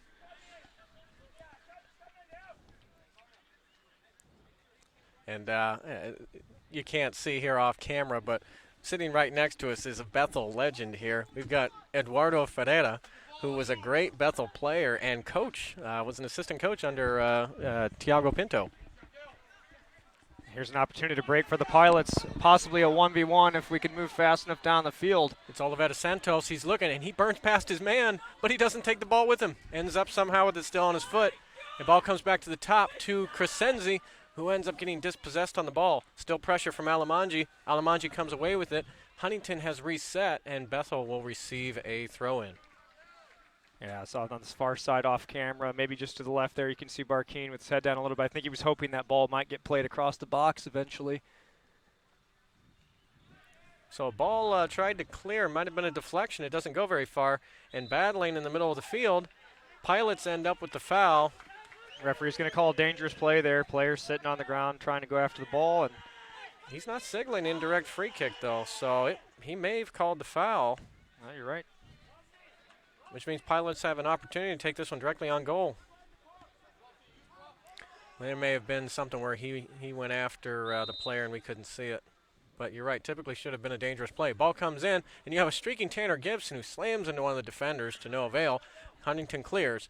And again, good shoulder to shoulder. Referee says it's good, and it was pretty fair play on that one. That's one thing I think, too, with maybe some of the overcautiousness that's happened with these referees. They aren't letting the shoulder to shoulder, but it really is a good play in soccer. Absolutely. At all levels. That's one of the biggest transition points we have to talk to our high school players trying to make that jump to the next level is just the contact you have to expect going into those 50-50 balls.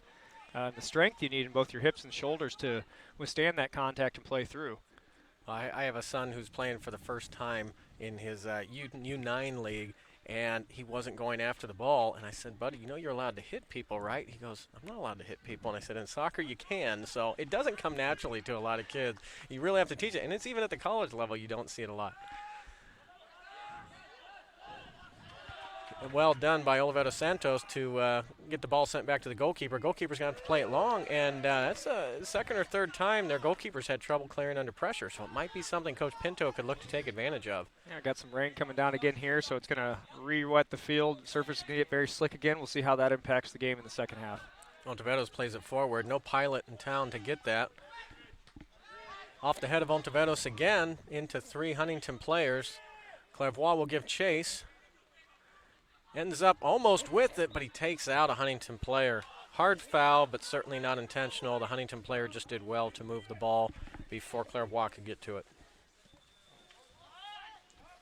I think the referee's going to tell him to take that again. Ball was probably still moving.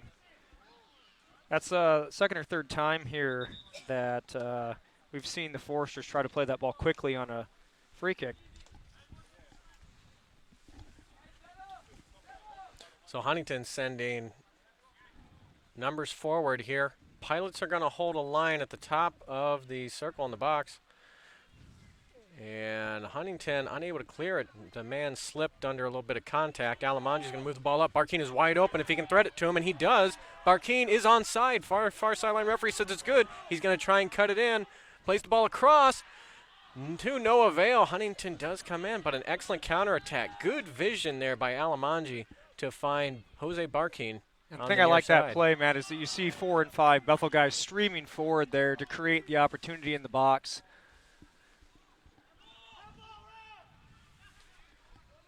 Sideline wants a handling call. Not going to get it. And a battle here. Pilots win it. Olivetta Santos with the ball in traffic. It's broken up. Back to the feet of Crescenzi. Sent out to the far sideline to Alamanji. Alamanji looks to beat one. Just gets around, but a slide tackle, and there comes a cross in. off Huntington. They're able to clear it. Didion with the ball. He's going to play back to Clevois. Clevois takes a shot, deflected into the hands of the goalkeeper. Bethel with the extended pressure now in the second half, Matt, starting the half very well as the dominant side. Perhaps they were able to figure out something about the tactics of play there for the Foresters, and we'll see if Huntington can shift their own tactics here to try and gain foothold. We did get confirmation from the Kerrs that the sound is much better. So mission accomplished. Thank you to Andrew Bowen, our fearless tech guy, who sets this all up. In fact, without him, this doesn't happen. What is this? This is probably the second year we've done this, and Bethel never really able to stream games before, so we appreciate the setup. So hopefully we'll be with you for the rest of the season here, barring any major technical issues. Isaac Nunez is going to sub in here in a minute. He's warming up on the sideline. He was a starter, didn't start the second half. It's about 32 minutes to play. Yeah, Nunez acted, especially in that first half, as kind of a fulcrum between the midfield and the forward line, and did a lot of work in that midfield for the Pilots. We got a message here from Penny Howard. It says, "Hi guys, watching this titanic struggle from, I don't know how you pronounce it. Is it Versailles, Kentucky? Her nephew is James Howard and a freshman for the Foresters." Well, we're happy to have you with us, Penny. Thanks for the comment.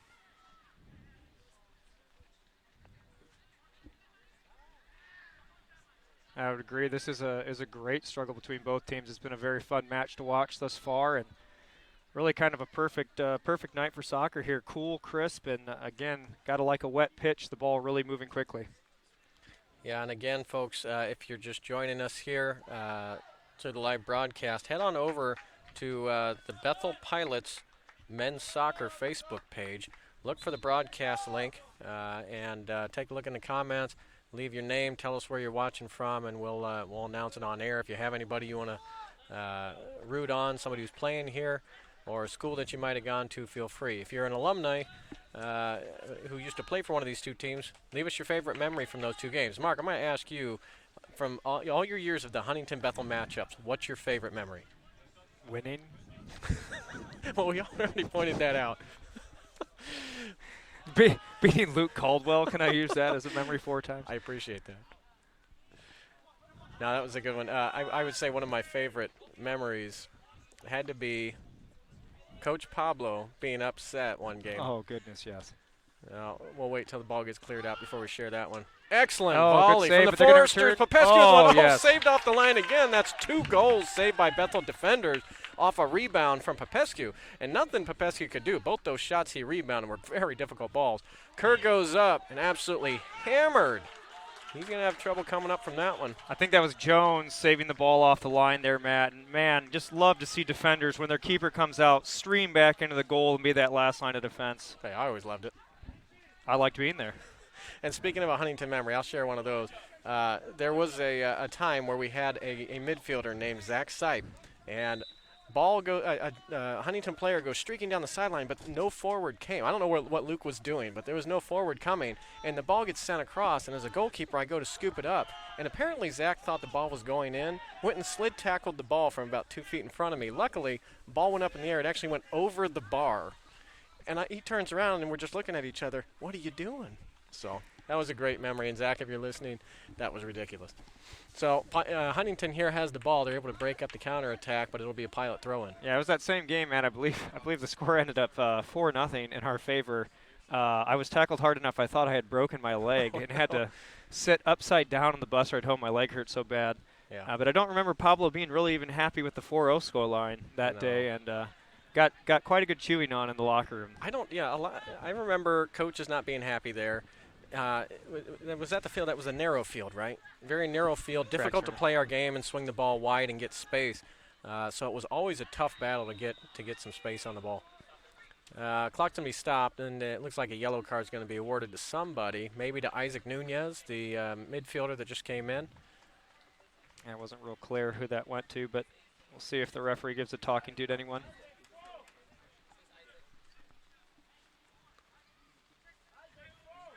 But yeah, the game with Pablo, I think we were up something like 2-1 or 2-0, and it would have been one of the years Eddie coached. Pablo was so mad that people were acting like it wasn't a big deal.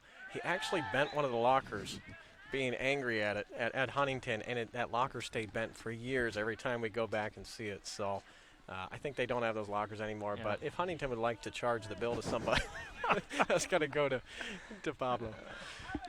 And a shot from Barkeen, nowhere near, unable to get his foot around it. Pretty ambitious shot, and that'll be a goal kick. And we have coming on for the Foresters here, Reed Burton, a junior midfielder from Auburn, Indiana, a graduate of Lakewood Park Christian High School.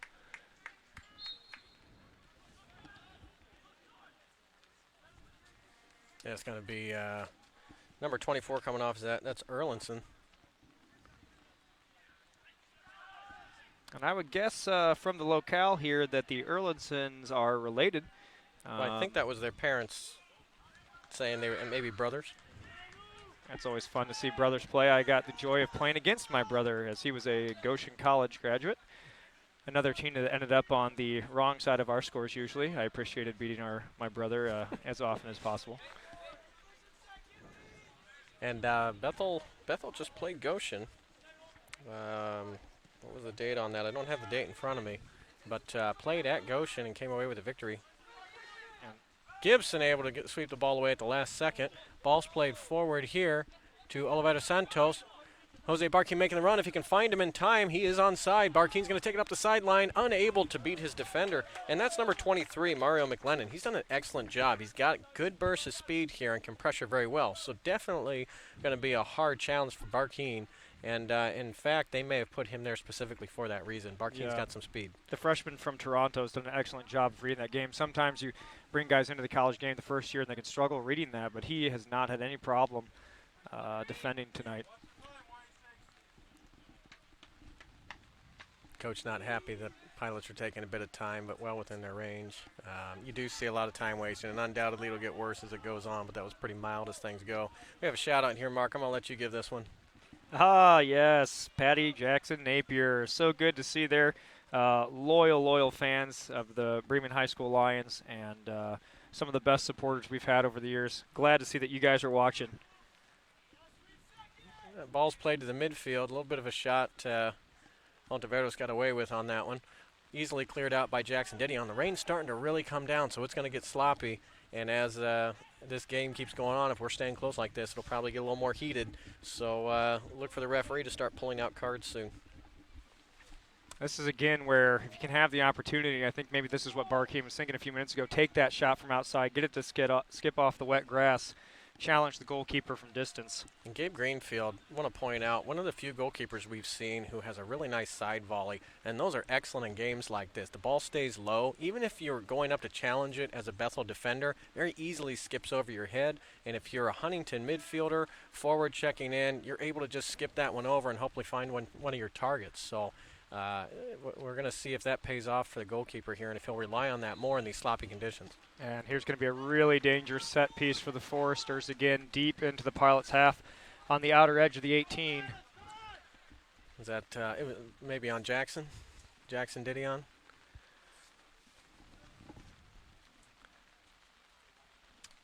So it looks like we'll have an in-swinger here. Referee's going to mark off his steps this time.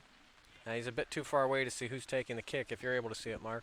Yeah, I believe this is Caleb Sexton again taking it. He's put in some very, very dangerous balls for the Foresters. In swinger here with the rain. He's probably going to attack the net. Ball goes up. Keeper stays out, headed away. And at the feet of Barkeen, who's just going to play it forward. I'm a little surprised he didn't put more pace on that ball, Matt. The last couple he's hit have been really, really well struck. That one hung up in the air for a little while. Bethel's got to challenge that ball right there. Rolfson Clairvoix was happy to let the Huntington player take a touch. Oh, and we have a shove there. Number 8, Noah Stanford, clearly getting frustrated. I think that's Reed Burton, the number 6. And they're asking for the clock to stop. Huntington coach very upset about the time on the clock. He wants those 5 seconds back. Very clearly. And it looks like the coach will get it. Referee didn't seem to care about the push. I see that last play as a good example of what you were talking about earlier, though, Matt. I mean, the field is getting wet enough that guys are going to start slipping. There's going to be accidental tackles made, and people are going to have to keep their cool here tonight in these last 24 minutes of the game. It's going to be tough. Conference rivals, both undefeated. Emotions are going to run high here. And one of two things is going to happen. Either we're going to stay close and it'll stay heated, or one team's going to break away and you may see tempers start to cool. But I would guess with the way these two teams are playing these conditions, it's going to be a battle tooth and nail the whole time. There's another foul, and this one's going to be on the Pilots. It'll be a free kick for Huntington. Eric Okak is on the sideline here. Warsaw, Indiana graduate. He's getting ready to come back in. Ball sent to McLennan. Elijah Kerr able to battle, and he kicks it out of bounds, so it'll be a throw-in for Huntington. McLennan's going to take this one. Captain Luke Unger hands the ball to McLennan, goes in, looking to be on the end of one of these.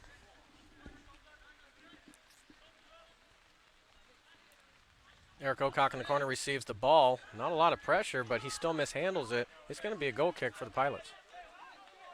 Yeah, he was in a good position there, Matt, to receive the ball.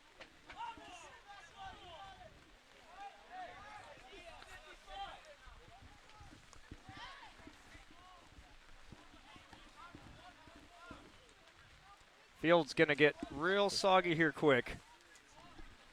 The rain is very continuously coming down here in Mishawaka, and again, players are going to have to adjust to these conditions as the ball is going to start slipping all over the place, and we'll see who's ready to take advantage of this. Is one of those games you have to coach your players to anticipate the mistake so that they're ready to take advantage of anything that they can.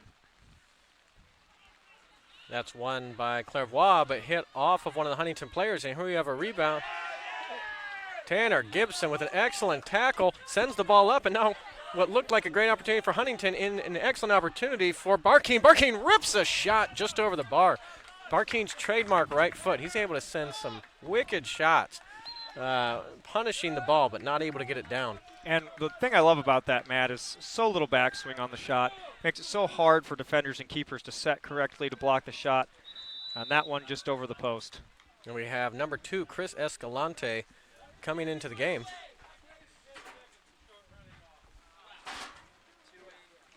And we have Alamanji coming off the field. The referee stopping the clock.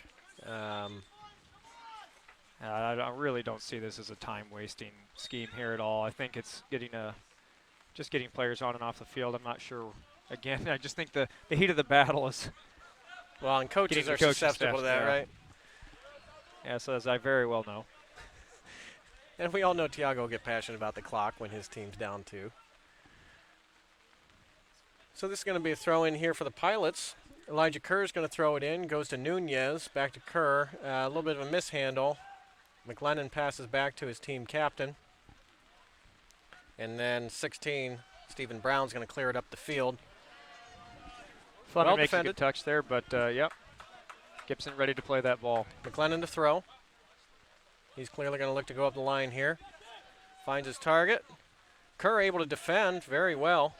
Nunez with a good touch plays back to Gibson. Gibson's going to play at the line. Olivera Santos has a chance for a counter, but again mishandled. We're going to see a lot of these mishandled balls.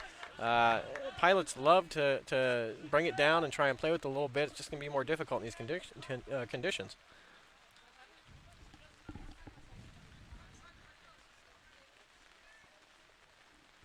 Good challenge there on the ball by the Forester player, and now Bethel playing the ball back and back out wide. And there's one of those examples, Matt, again with the rain coming, and it's going to be harder to see the ball, harder to handle the ball. And difficult play there, and should have just cleared the ball out. You're not going to be able to play it with an oncoming defender like that, or a midfielder, and it's going to result in a very dangerous free kick and potentially here a yellow card. Referee stopped the clock. I believe this is going to be on Ontiveros. It's either Ontiveros or Escalante.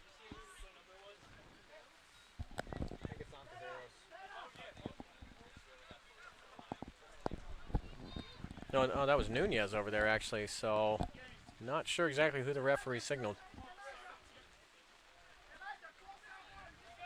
So again, free kick for Huntington. Dangerous position, especially in these conditions. Sometimes free kick makes all the difference in these types of games. This ball driven hard to the near post. Popescu with one save, then 2, and he's going to be awarded a goal kick. So talk to us about free kicks in these kind of situations, in these sloppy conditions, Mark. Oh, man, especially on a wet night like tonight, Matt, you just want to send that ball in with pace and make sure it's on frame because you just don't know what's going to happen. Any type of deflection could put the ball in the back of the net, and the goalkeeper does unbelievably well to get his body behind the ball in that second save. Ball played up the field, unable to find Nunez, the intended target. Huntington wins it. Escalante now with the ball. Turnover is going to be at the foot of Cohen. Sometimes on these wet nights, too, if you get enough runners coming in front of the keeper, they can't make a decision whether or not to come out, and that ball just skips in. And so we'll see if that's a tactic either team use throughout this half. And it seems like Popescu's of that school of thought where you're just going to wait on it and see what happens develops, which isn't bad because you don't ever want to give up your position if you don't have to. And that's going to be very dangerous play as was that Gibson? I believe so, yeah. Gibson slid on the ground and headed the ball because he had lost traction and got kicked in the head. Yeah, and then ball here to Escalante. Escalante's going to play up the field to Oliveira Santos. Oliveira Santos with 2 men on him, looking to get his way out of pressure. Is he going to find a pilot? No, he takes his own space. And then he goes up, a little bit of a slip by Nunez, and he doesn't have the traction to get to it, so it'll be a turnover. And now goalkeeper Greenfield will send the ball. First step is going to be so important that people plant well and hope that the grass holds, Matt, because any type of slip here could make the difference. There's that side volley played out to the wide man. Very difficult ball when it's that low and that wide to be handled. Pilots end up with it here, and it's actually going to be an offside call here on Oliveira Santos. Referee doesn't notice it, and now he does. Enough people yell at him, and it'll be a free kick here for Huntington.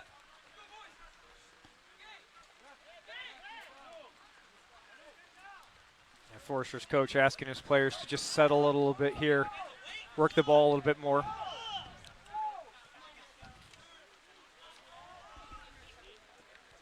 Unger with the ball there, gets it to McLennan.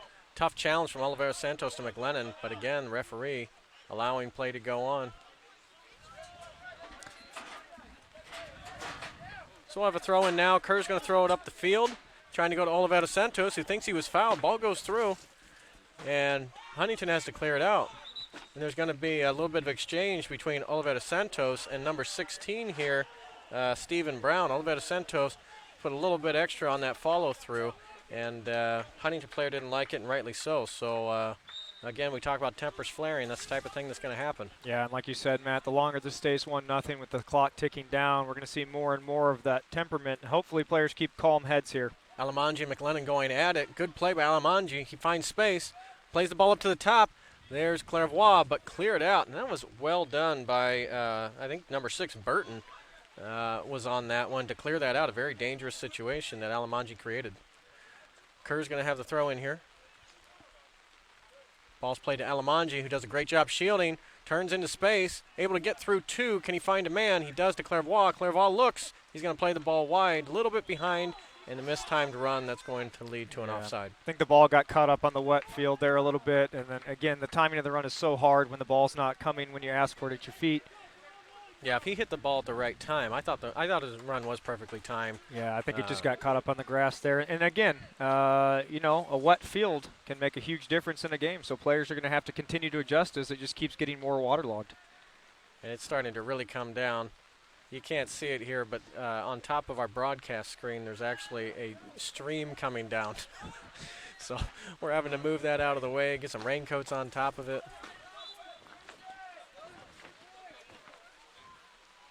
Just puddles of water on this thing.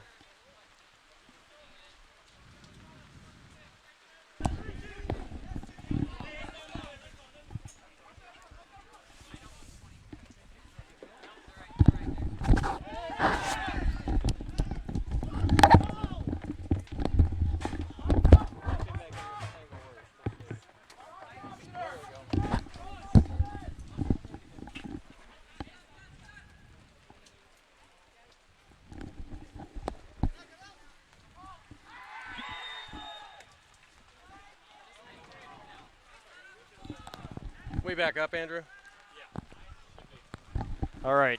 We should be back. We had a ground fault, folks. Sorry, we had the water streaming in like we were talking about, got right into one of the plugs. We actually had to dump it out.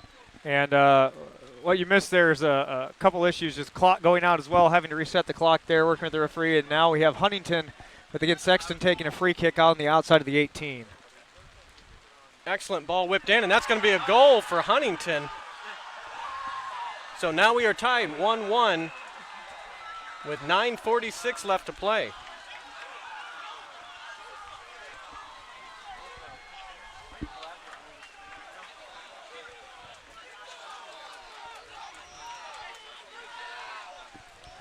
So this just made things very interesting, and the rain is just absolutely pouring, so we're not going to get any better right now with these conditions, and you better believe it's going to be a battle.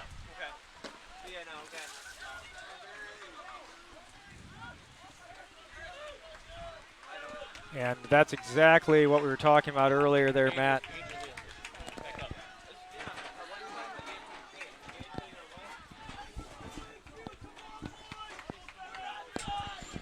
That's a great example of what can happen when you hit a driven ball in on a free kick on a wet field and just needs a touch. We're trying to get everything situated in here in the booth, guys. Sorry, we're pulling the tables out of the rain. We have a canopy over us, but the canopy is just pouring, hitting some of the tables. So we'll try and keep you updated here. Alamanji to give chase here. Goes back to the goalkeeper. Barkeen able to touch it, and you have a goalkeeper out of the box, and he looks like he fouled Barkeen hard.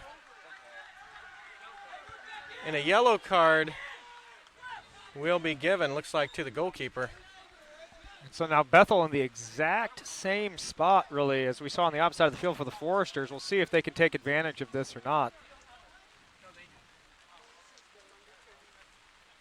Barkeen definitely embellishing the foul a little bit. I don't know if he needed to. He probably had a little bit of space to go on in and see if he could make something happen in goal.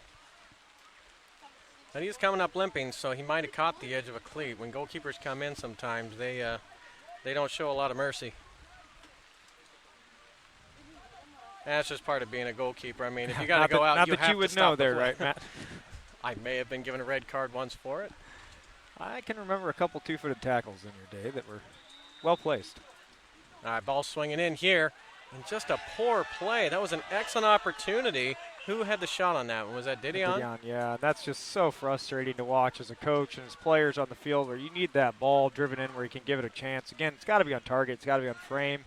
Otherwise, you don't give anybody a chance to score. And that's a good contrast between the last two plays between Bethel and Huntington. Huntington's ball driven low, right into that back corner, into a crowd of people. Didion, he's got to give his people a shot there and just ends up playing the ball way too high, way too far wide, and missed opportunity for the Pilots.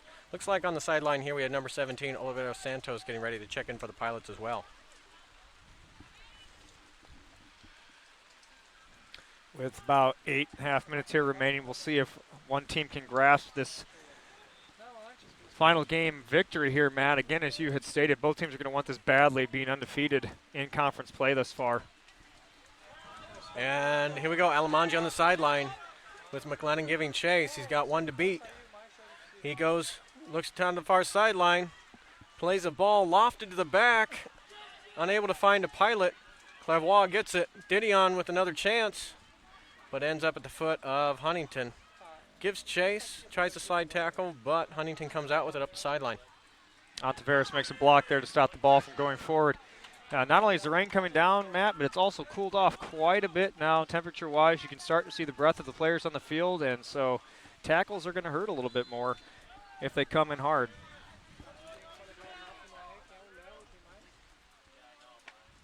So it'll be a free kick for Huntington.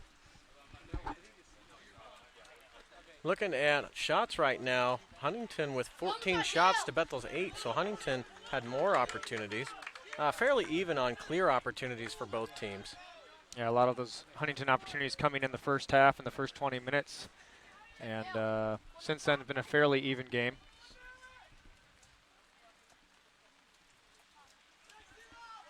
That's going to be Jones clearing the ball, so it'll be a throw-in for Huntington.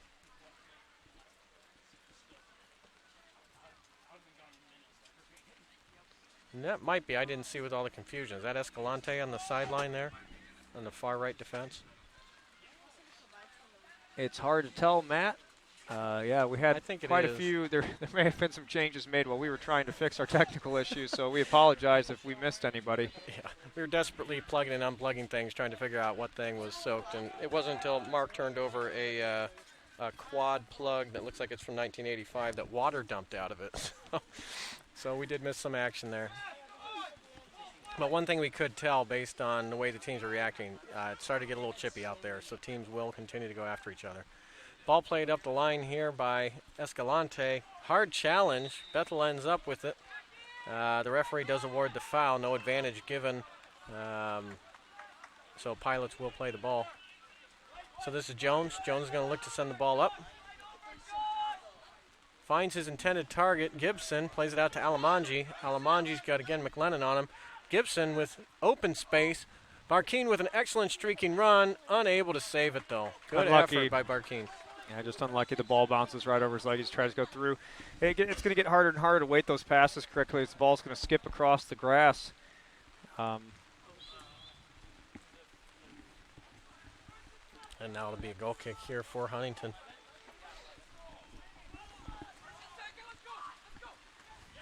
Great win there by Clairvoix. We're just going to play this. Oh, a slip from the Huntington defense. This may lead to an opportunity, but Oh, tough ball for the goalkeeper to play, but he does. He gets it up and over, headed back. Pilots give chase, but now the goalkeeper has it. as a former keeper, Matt, what's running through your head as you see that ball skipping towards you on a day like this? Why me? No, and I'll be the first to admit that I wasn't a highly foot-skilled player when it came to that. So, but I mean, it doesn't matter how good you are with your feet. On a day like this, with the ball that's not coming to you on the ground, I mean, you just have to get it out any way possible. You're just looking for a little bit of space wide somewhere to get the ball out. Yeah, we talk a lot as coaches about making those extra couple steps. When it's raining like this, you can't just stab out with your foot or stab out, with the knee. You got to get your body behind the ball and make sure it can't go past you. So here on this one, the Pilot player's a little bit frustrated.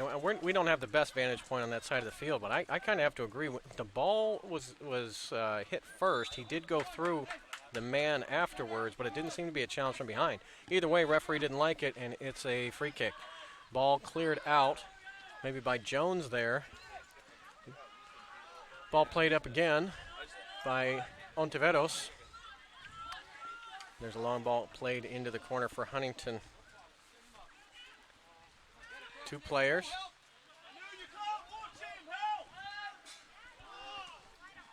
And McLennan's going to play the ball. Wide open man for Huntington in the box. The sideline referee is going to call, it looks like either a foul or offside. May have even been handling there on the Huntington player. I don't know if he expected that ball to get all the way through him. Popped up off the grass.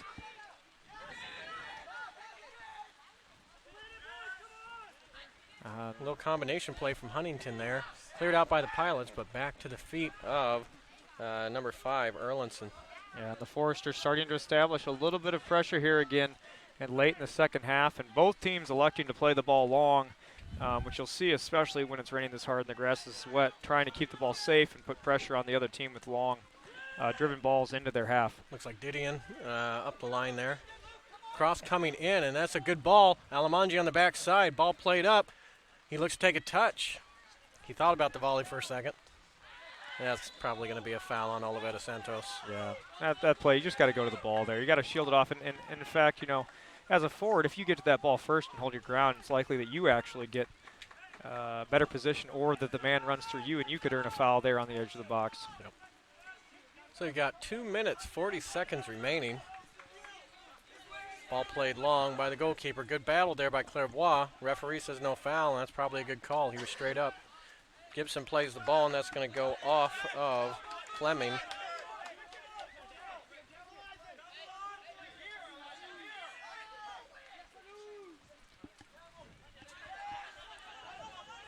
And there's Oliveta Santos giving chase to the goalkeeper. Goalkeeper's going to play it up the field here. Clairvoix gets it. Didion unable to come up with it there. And that's off the foot of Cohen back to the safety of his defense. They play it up the field, and it's going to be a throw-in for the Pilots. Yeah, we're going to see a lot of back and forth of this in this game now, Matt, with just defenses trying to clear the ball, probably a little tired legs, tired minds, not wanting to have to over-defend in their own half. Erlinson's going to head the ball back to his keeper. Out of the box. Ooh, keeper Went between his legs a little bit, but able to scoop it up. And here you're going to look for one of these side volleys, trying to skip the ball over. A little bit under it, so the ball pops up. Should be easy for Clairvoix to get under, and he does. Not able to clear it out, though. Alamanji with it. He's going to play it out to Kerr. Over Kerr's head now. This is a dangerous situation for the Pilots. It's a 3-on-3 right now. Ball played forward to the goalkeeper, just past his striker, and that was Noah Fleming running on, but just unable to get to it. But a good heads-up play by Huntington to make something out of that. With about a minute left here in the half, we'll see if anyone gets a clear opportunity on goal before the end of regulation. I have a shout out to fellow Bethel alum Justin Smith. Says, great play-by-play mates watching from down south of US 20. It's in Indiana for those who aren't familiar with where we're at here.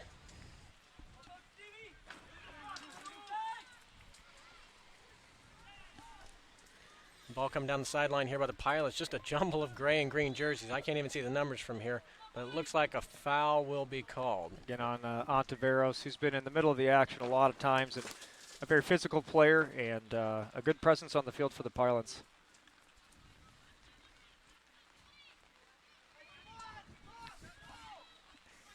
We have a shout out from Jared Hushstetler. I'm assuming that's what he's talking about you. Celebrity high school soccer. I mean, yeah, I guess my legend precedes me, I suppose. Ball played out here by Popescu. They have 10 seconds left in the half and in regulation. Huntington may get one chance to put one in. And there comes a shot. Popescu saves it. A little bit of a mishandle, but that's going to be the half. So, end of regulation. Pilots won. Foresters won. Because it's a conference game, remember, folks, stick around. We are going into overtime. So we'll see a very short break here, 5 minutes, and then we'll play an overtime period. It's either 10 or 15. I can't remember which one. It is 10 minutes. We have confirmation. If they're still scoreless after 10 minutes, they'll get a 2-minute break, and then we'll have to do it again. At any point, if either team scores, game's over. And we had some overtime action last game against Grace where the Pilots won it in overtime. So we'll see if they can do back-to-back at-home wins in overtime. So what are you talking to your team about here, Mark, when it comes to overtime? What kind of pressure does that put on the guys, and what are you looking for them to do? I mean, obviously you want to be the one that puts the ball in the back of the net first in these situations where you can end the game that quickly. And so you want to come off from the whistle, being the aggressor, taking shots, again, especially in these conditions, Matt. I mean, anything, any type of deflection, any type of skip could wrong foot a defender or keeper and end up in the back of the net. So we'll want to see from the Pilots especially getting the ball high into Huntington's half and looking to take opportunities where they can find them. Oftentimes, you'll talk to your players that you don't need to wait to shoot. You don't need to wait to make that cross. If we think back to the Pilot goal in the first half, it was just a kind of a reaching ball over the top, Marquine able to trap it and put it in the back of the net, and that might be what it takes here. Yep. So team captains will meet here at half field. They'll flip a coin, see who gets possession of the ball on which side of the field. Each team will want. At this point, it doesn't really matter with these conditions. There's not really much of a win going one way or another.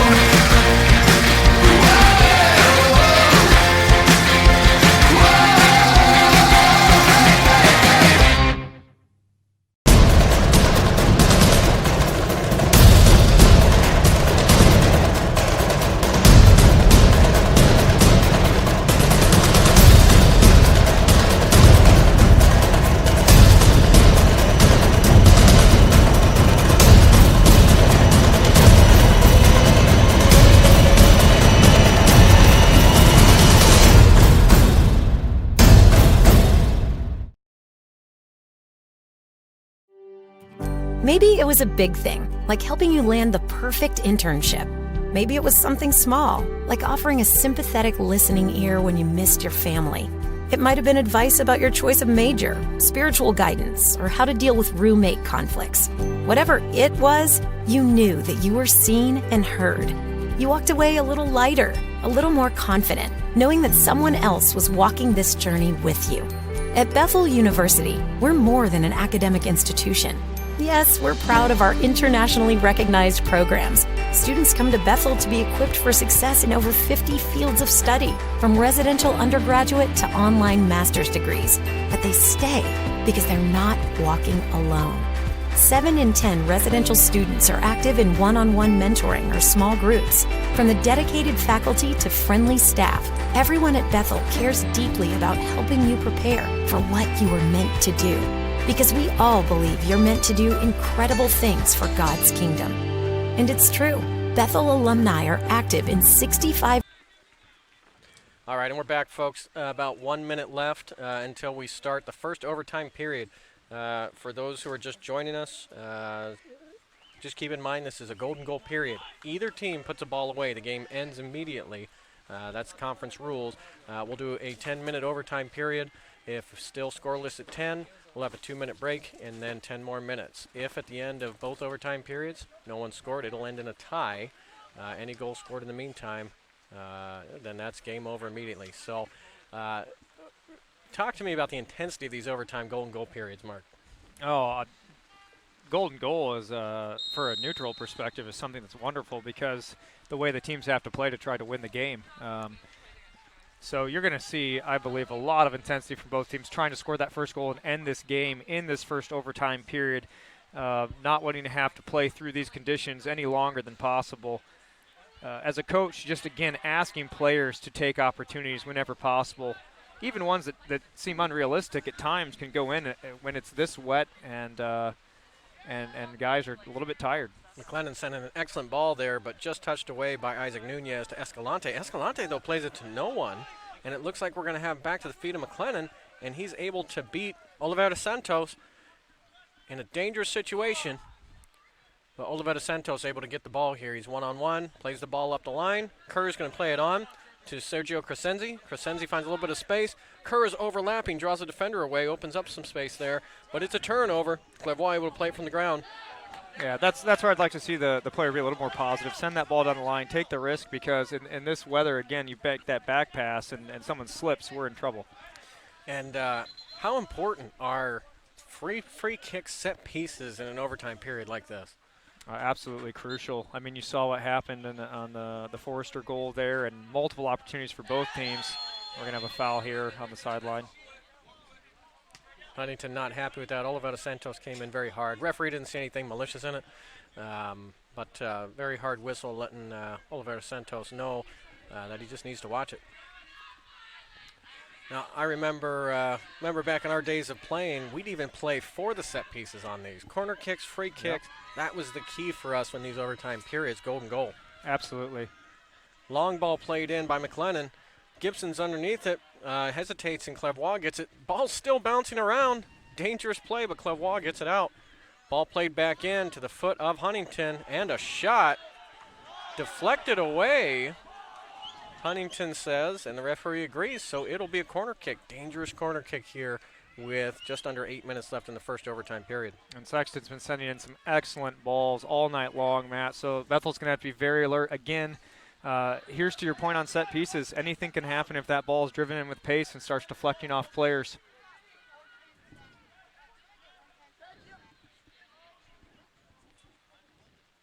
Ball's coming in from the side, this time driven very high into the back post. And is going to go harmlessly out for a goal kick here for the Pilots.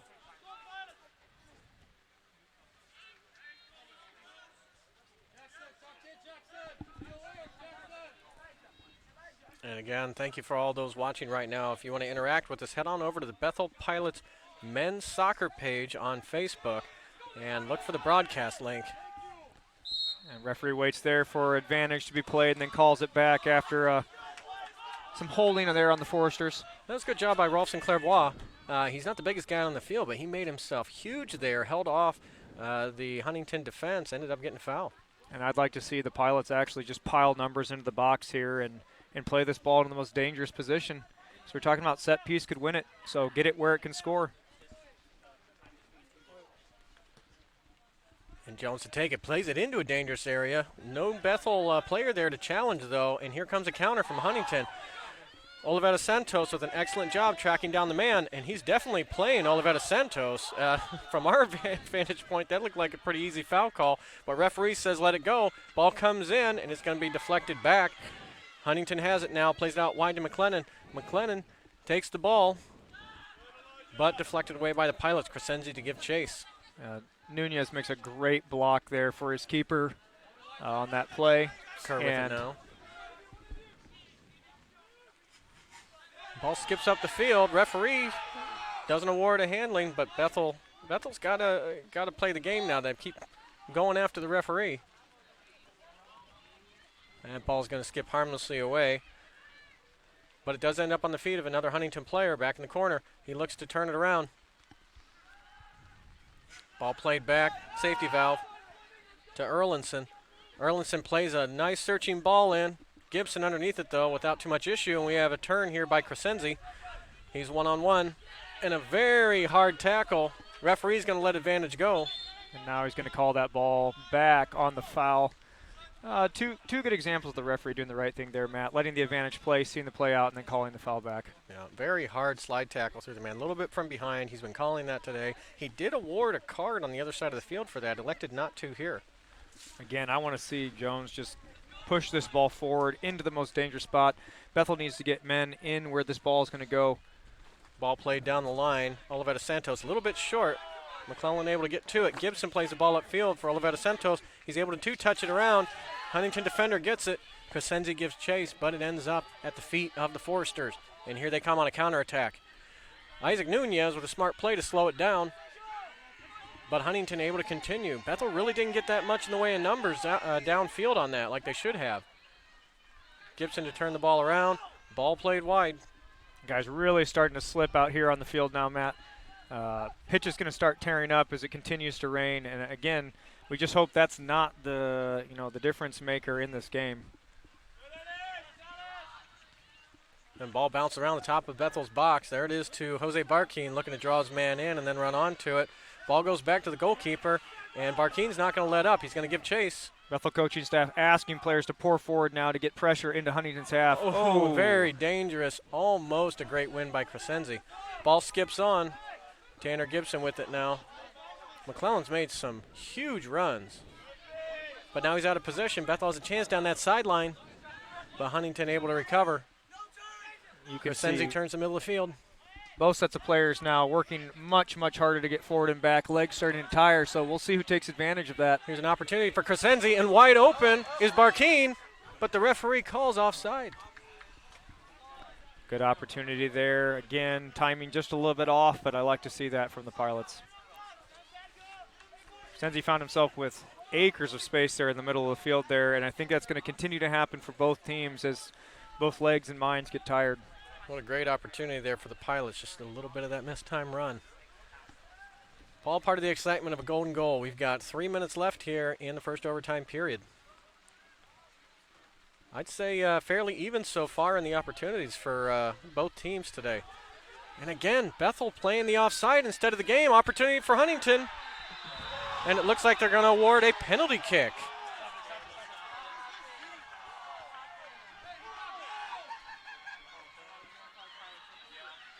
Bethel players are going to have to be careful here getting in the face of the referee. They don't want to make a bad situation worse. And they do. We have a yellow card awarded. Not sure who it went to. And a red card. Yeah, that's what I was talking about, Matt. Players coming in, surrounding the referee, screaming at the referee. That's just never going to end well. So that looks like maybe Sergio Crescenzi with the red card. Pinto very upset at the referee's decision there. He said that the man got ball first.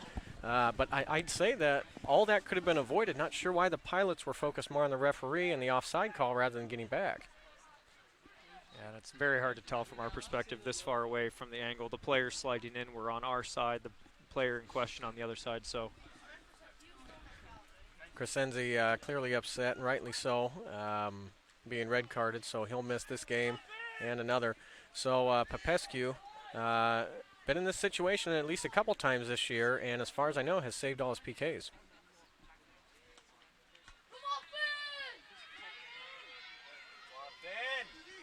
So a little bit of a walk-up intimidation. Erlinson's going to take this one. Let's see who wins out. The tired legs of both guys going to come into effect here.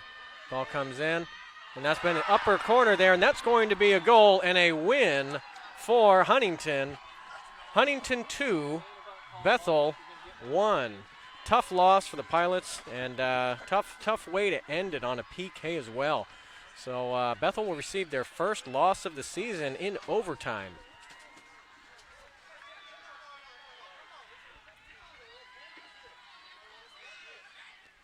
I'm not sure what the goal scorer is wearing. Looks like a bro. So in a very Brandy Chastain-esque way, scores a penalty kick and takes off his shirt with undergarments underneath. Yeah, again, don't like to see taunting the home fans. I mean, just walk off with the win and enjoy that. But an excellent match tonight. Well fought on both sides. I'd say very even play. Two very good teams. And I think the result could go either way. So well done to the Foresters of Huntington to come into an away game here and sloppy conditions to come out with a win. Yeah, like you said, you know, you take advantage of the opportunities given to you, and if you get deep enough into that box and the referee perceives a penalty kick, then you've given yourself that opportunity. So. Well, thank you everybody for joining us here at Maury Field tonight for our matchup. Again, Bethel 1, Huntington 2. Thank you, Mark, for joining us here in the booth. And for Bethel Pilots Men's Soccer, I'm Matt Carroll saying thank you for joining us and enjoy your evening.